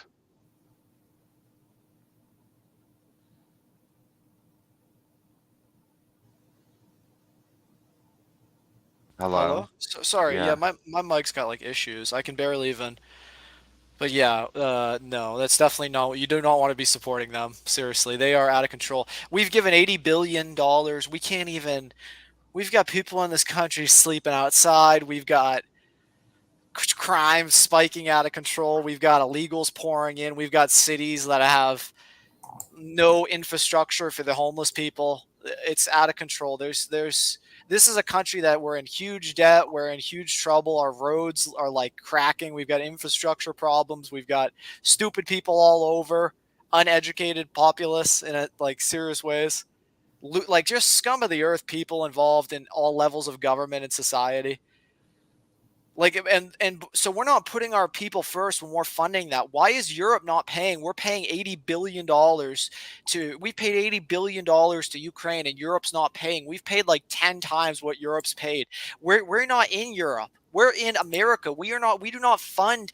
We're funding all these. We're engaged in all these insane situations all over the world, man, because our leaders are fucking mentally ill and corrupt, quite frankly. But it's like it's not our place to say, like, it's not our place to like be involved in like Eastern European affairs. Like, it's just bizarre. It doesn't make sense. And moreover, like, if this was the other way around, it would be like a totally different situation, man. It's like a state breaking away from the US, like, in some sense. And like America's got to have NATO in Ukraine. Like, absolutely not. No, they do. That's not necessary. Not at this point in time. Well, now that look, there's definitely there's the American order, and then there's Russia, and bringing Ukraine into NATO kind of makes it part of the American order, and so I support that because I support the socially liberal West. Yeah, but do you realize how that like represents a threat to Russia, because then NATO can load up missiles on their border? But Russia is a threat to Ukraine. Okay, but Russia, dude. Okay, so you're really going down the path of the American government should be involved in Eastern European affairs like this, like for these breakaway nations. Like, man, I could go. Do you really want to argue this? This would take forever. This would take a long time to argue. I mean, I do believe this. Yes. Okay. They don't want to live under Russia. Man. Are we gonna get? So you're willing to have your family nuked for this? Just to be clear. Who knows that we're really gonna get nuked? You know what I mean? They've threatened to nuke people for since the nuclear bombs were made. No, I just want to know, man. I'm just simply asking, dude. It's not gonna happen. It's not gonna happen. Okay. Sure. Are you willing? So, I mean, man, like, how far are you willing to go with this whole endeavor, though? I mean, yeah, but you're not even giving reasons why we shouldn't be doing it. You're just saying, we shouldn't be doing it because we should. Because it's not on America to defend these breakaway states all around the world. Yeah, but they don't. At what point do we stop defending breakaway states? At what point is a breakaway government or whatever within a society? Never? Are you serious? We're going to defend every breakaway state for all of time? That would never work out. There are some breakaway states that are legitimate to defend, I believe, and probably others that are not. Well, yeah, don't defend the ones that aren't deliberate and defend the ones that are deliberate. I don't think it's America's responsibility to look, break up Pakistan. There's a bunch of different states in Pakistan. We're not even in Europe, and we're paying $80 billion. I know. Well, I'm saying doing it in Pakistan, and we're not in Pakistan. Have you seen that meme? Have you seen the meme of like are you aware there's like no water in like one of the states? Have you seen that state where the water's like black in Missouri, where it's all black people or whatever? No. Or Mississippi, Jackson, Mississippi, the tap water. Have you seen this before? No. Just Google Jackson, Mississippi. What does that have to do with that? Because that's what it's like. Have you seen this meme? This is a meme going around that this is the tap water in America, and we're sending. Okay, that has nothing to do with breakaway nations in Pakistan and Eastern Europe. Nothing. Huh? What did you say? That has nothing to do with breakaway states in Eastern Europe. It's just a meme to point out the tap water meme is just a meme to point out that it's like it's like, what are we funding here? Like, why are we doing this? Like, why don't we care about our own people? Why don't we put them first? Why don't we, like, why are we Okay, dealing I with, why do are we believe in that defending Europe? argument. I Make do. Europe pay. I want Europe to pay. Europe should have to pay. Do you agree with Europe paying? Yes. We've got to pay. It's going to be a very cold winter in Europe, and the American government tried to crash the. Do you remember when they tried to crash the price of the ruble and it didn't work out for them? Yeah. That was absolutely embarrassing. That was shameful. The American government has no idea what they're doing. They tried to crash the price of the ruble, and then after they couldn't do it, they got outmaneuvered. Then they said, Mhm. "Oh, we couldn't let them starve." This is the talking point they gave. They're so brain damaged, man. They have no idea what they're doing. They can't. They would have let the ruble stay at nothing if they could have, but they could not. The ruble had to come back up. And Europe is going to be freezing this winter, all for nothing, all because the American government has to have missiles at Russia's border. Like, they're deranged. We're going to go to World War III over this? Like, it's so psychotic. And it's every day with the American propaganda state, the New Jew World Order, CNN, MSNBC, and these other networks just forever just going with this stuff.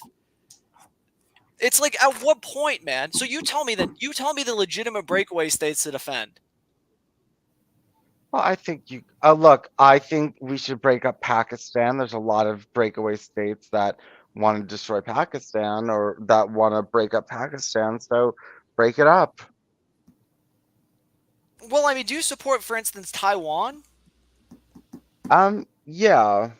Taiwan is another breakaway nation that they broke away from China, and now the American government is like totally backing them and behind them, and it's like, China, in a sense, wants to recapture Taiwan, and it's like, I don't know. I mean, the American government is just like defending these countries that they've got no right defending, and it's like just creating problems. It's like, why is it up to us? Why is it our job? Like, I just don't understand it. And like, what are we willing to actually lose? Like, how is that putting our people first? I just don't. That's beyond me. I don't understand it. So tell me, yeah, because I'm curious. Well, I mean, I think that we should do Hold on, I both. can't hear you. Hold on. Let me. Okay, talk. Can you say something? Okay, I think that we should be doing both. I think that maybe we should balance out taking care of our own people and at the same time supporting breakaway states. And I think if we're going to support breakaway states, we should have access to their resources so that we can recoup our, economy. I think that, if we're supporting them, they deserve to give us, or, that we deserve to profit from it. And that's how you pay for all of it.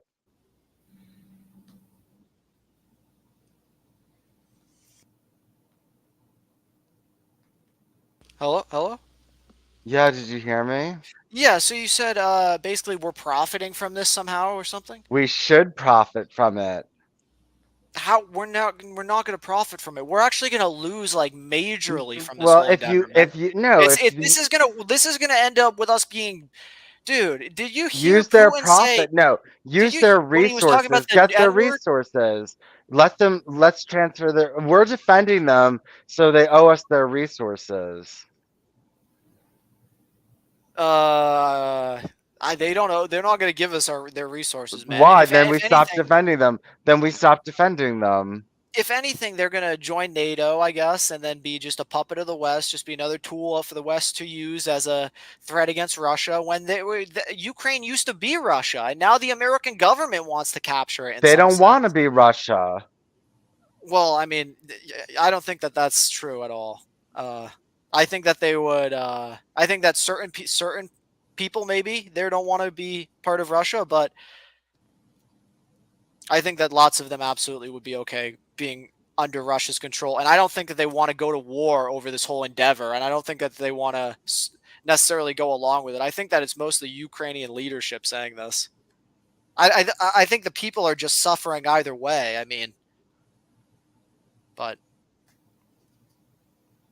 And even if they don't want to be part of Russia, I don't think it's on us to say whether or not, like,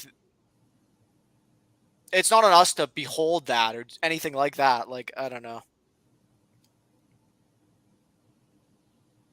Does that make sense? Hello? Well, yeah, yeah. Well, I support. I don't know. I support lots of smaller nations rather than big nations, and then like these smaller nations uniting together into something like the United States, where you have different states, but they're all united. And I like more like that, like ethno states, smaller ethno states, and It's like all these people in Ukraine are suffering because the American government has to have Ukraine in NATO for some sick reason. It's very sad. Like this whole thing should have never happened, man. It never would have happened if Donald Trump was the president. Like, no way. But yet here we are, like so deep in this endeavor, billions deep in this endeavor, with like more problems to come from this. And it's like this will go on for some time, I'm sure. The American propaganda state will not stop.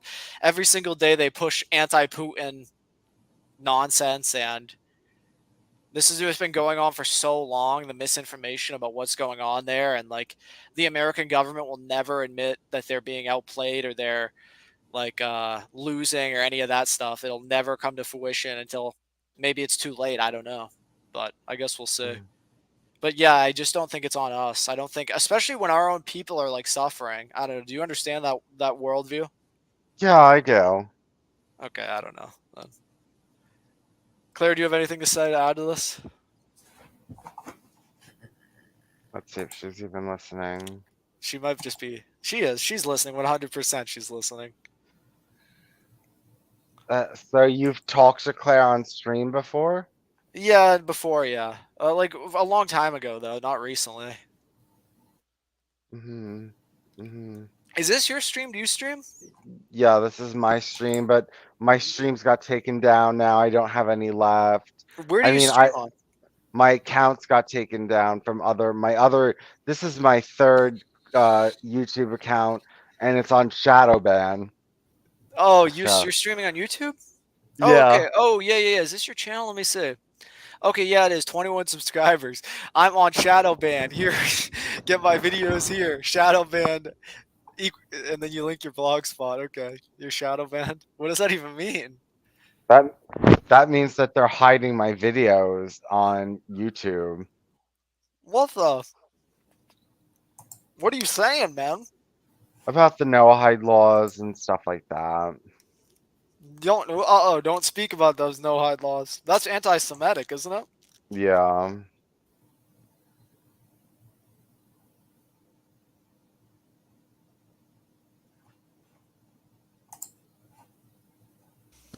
Why do I think I hear Claire, but I'm here.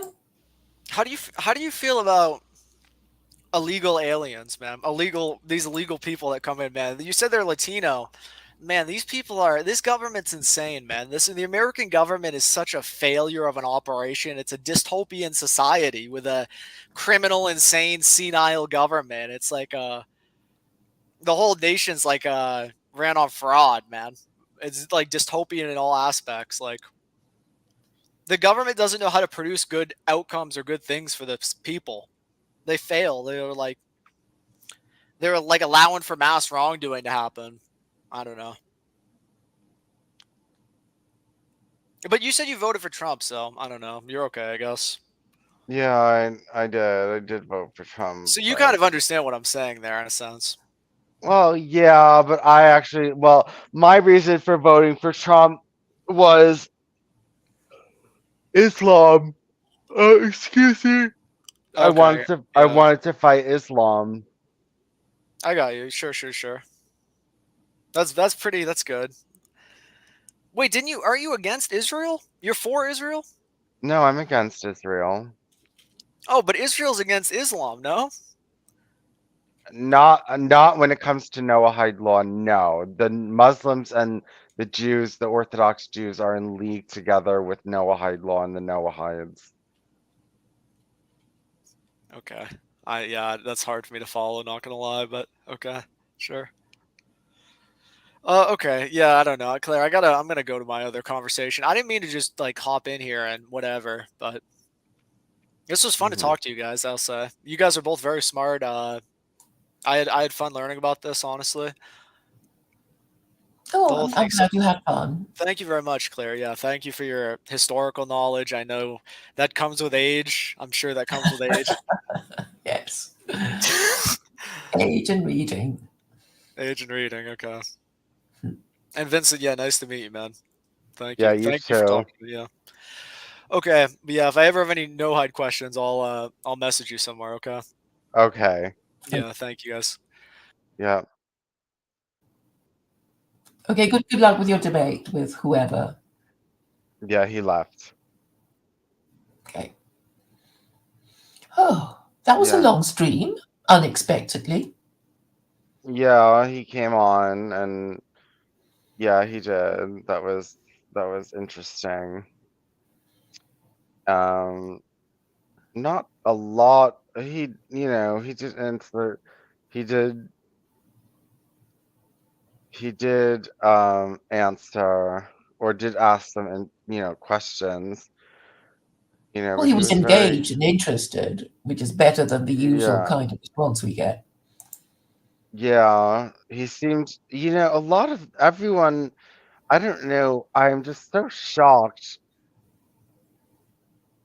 I'm so shocked that there's um so few right-wing racist white men that take the Noahide laws seriously. Not only, okay, fine, maybe, okay, I noticed don't, a lot of them don't Care about believe these that, things. no, they just don't believe that it'll happen, one thing. But number two, I'm surprised that they don't want to use it simply because it's useful for them to demonize the Jews. I mean, I thought that they were just going to gobble it up when I showed them, and I'm like, oh, well, this is a great way to go after the Jews. And I was totally wrong. Like, they don't even think of that, and they don't see any merit in what I'm doing whatsoever. Okay, let's sum up what you hoped of white nationalists. What did What? you hope they would do with the no-hide laws? I, oh, what is that? Hold on one second.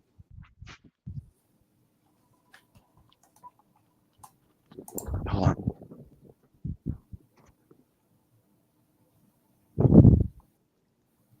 Hello.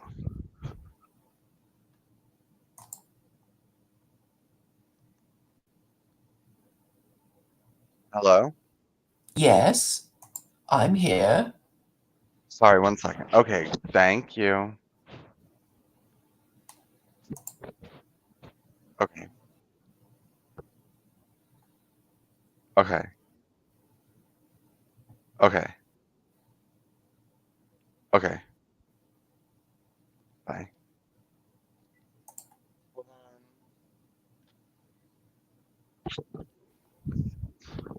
Hello? Yes. Are you talking to Um, me now? yeah. Yes, I'm talking to you. Um, so what was I gonna say? I forgot what I was saying.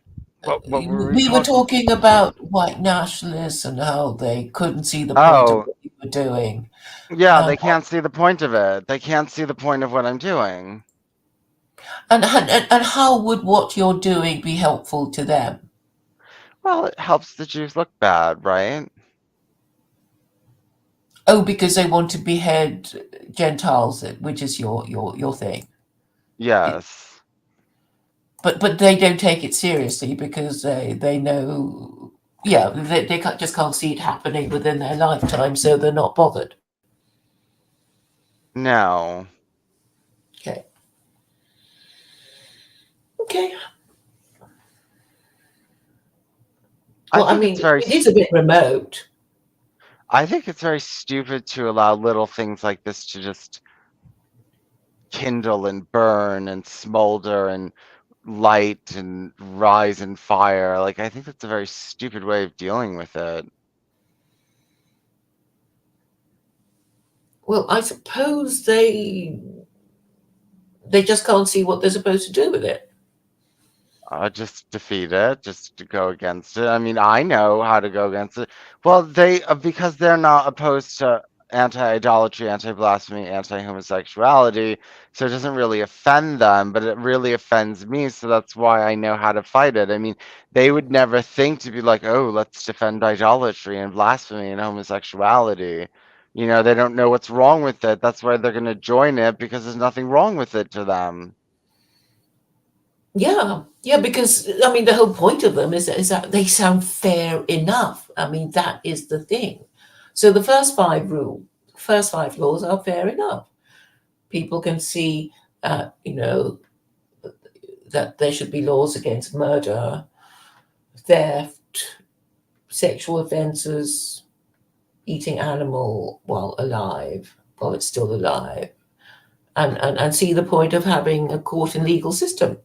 So the first five is already agreed. In fact, a lot of people say, well, we don't need Jews to tell us that we need these five laws. Well, you need Jews to tell you that you need blasphemy, homosexuality, and idolatry. No, you don't need Jews to tell you that murder should be forbidden, theft should be forbidden. I know, but you do need them to tell you the other two. You do need them. There are 7 Noahide laws you have to follow, so it's pointless to talk about only 5. Yes, but the 2 would be Christians aren't because Christians don't think of themselves as idolaters, and that means the Westerners will think they're okay, that they're not idolaters. So I guess Westerners will think of idolaters as Hindus and people like that, but they don't think of themselves as idolaters, because that's not what Christians ever thought of themselves. No. So there's a lot of definitional ambiguity that Jews are going to sort of say, oh Christians, you're not, we don't really think you're idolaters, it's the others. And then they go around telling the Hindus like, oh, we don't really think you're idolaters, not really, and you're all right, that kind of thing. And I mean, the thing with the Jews is that they don't have a head honcho, they don't have a pope who says, well, the position is X, and and I'm the supreme authority, because you have all these different Jews saying yes and no at the same time, and then disagreeing with each other, so they'll just keep muddying the waters, and making it. It's like Duvett's multiple truth hypothesis, which is basically saying yes and no at the same time, right? Mm-hmm. But they get away with it, and actually the Muslims get away with it too, because they don't have a head honcho saying, the ruling on this matter is this, and that's my final word. Mm-hmm. So really, the only way to resolve the issue is actually to implement Sharia law, and then you'll have a Supreme Court, so there will be a final authority, and then these matters will finally be decided. But I'm sure a lot of people won't see the point of it, will they? Well, yeah, but I mean, Sharia. I don't know, Claire. I think that something that Islam has a lot of baggage. A lot of people don't like it, and it has a history. And Noahidism is new. It's fresh. It doesn't have any negative past, and it's the new kid on the block.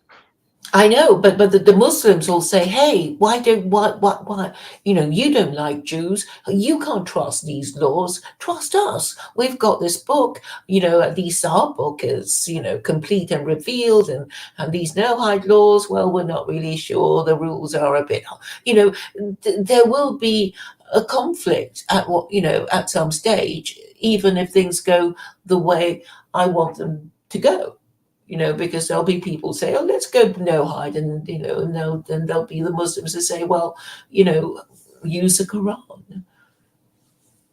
Yeah, but people want idolatry and blasphemy gone. Once things get really out of control, they're gonna want idolatry and blasphemy gone, and Islam doesn't promise that. Well, do they? I mean, most people don't really get it. I mean, I don't think the Jews have done a good job in explaining the harm of idolatry at all. In fact, they just don't want to talk about it because they don't want to offend Christians. They just say, to the extent that they talk about Noahide laws, it's with each other. Well, the ones that are talking about Noahide law to Gentiles are preaching anti-idolatry to them. Yes. But are they saying what they need to say about Christianity in the way that Sam does? I don't think so. They're still beating about the bush. Well, no, they're not Christianity, but they are preaching against idolatry.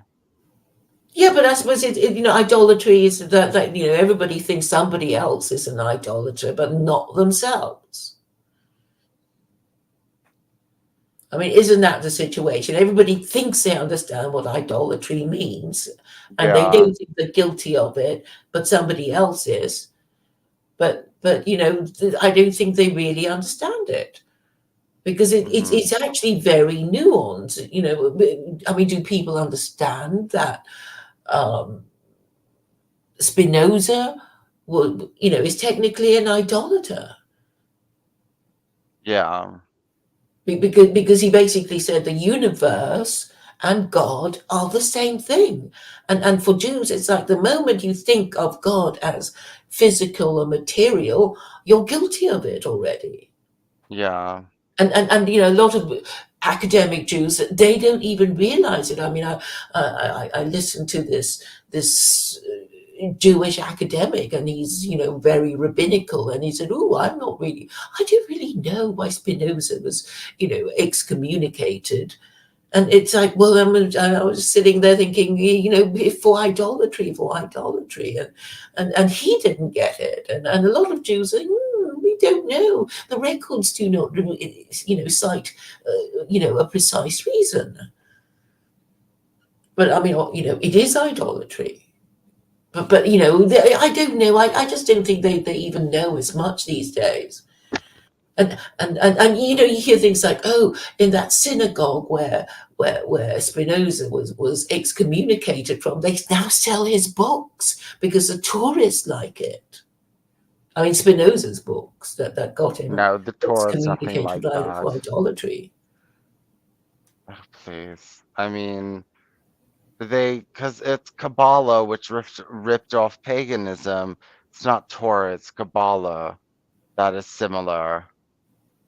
Well, Kabbalah is sort of Jewish spirituality. No, Kabbalah is ripped off European paganism that they just made work for Judaism. It's not their work.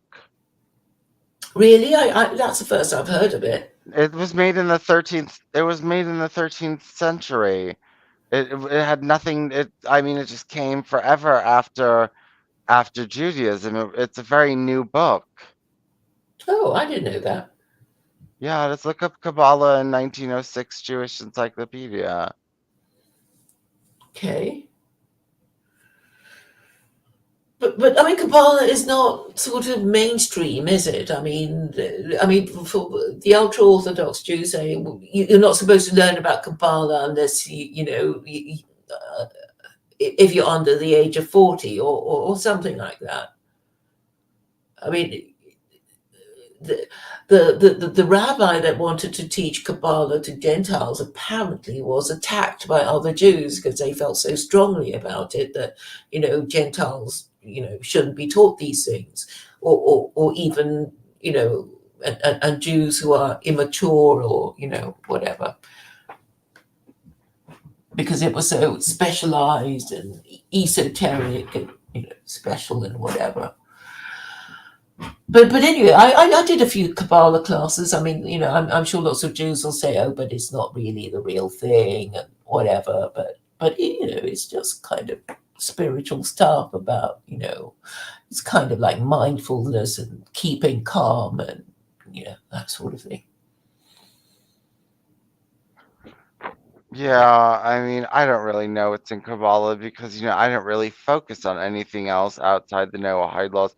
If it's not going to help me understand the Noahide laws, then I really don't have much interest in it. I think that it's very complicated and nothing is what it seems, and it's very hard to pinpoint them on anything with it.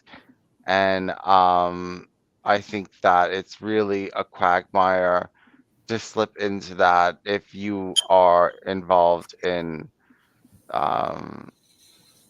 trying to defeat the Jews. A lot of people try it and it's very ineffective. So I avoid it. I avoid anything which isn't about Noahide law. Well, so your purpose is to fight social conservatism? Yes, But then you should be fighting Islam too, I would have thought. I mean, I if you're am. I yeah. am. So that's why you're taking an interest in secular Quranism. Well, And secular Quranism is I think it's a chaos agent. I think it makes people think. I think that, a lot of these Muslims have to. I think there's a lot of Muslims that don't necessarily believe in all the stories and everything like that, yet they still like the Quran. So if they have secular Quranism, probably a lot of them live in the West. And yes, and probably quite a few of them live in the West and don't want Sharia. yeah.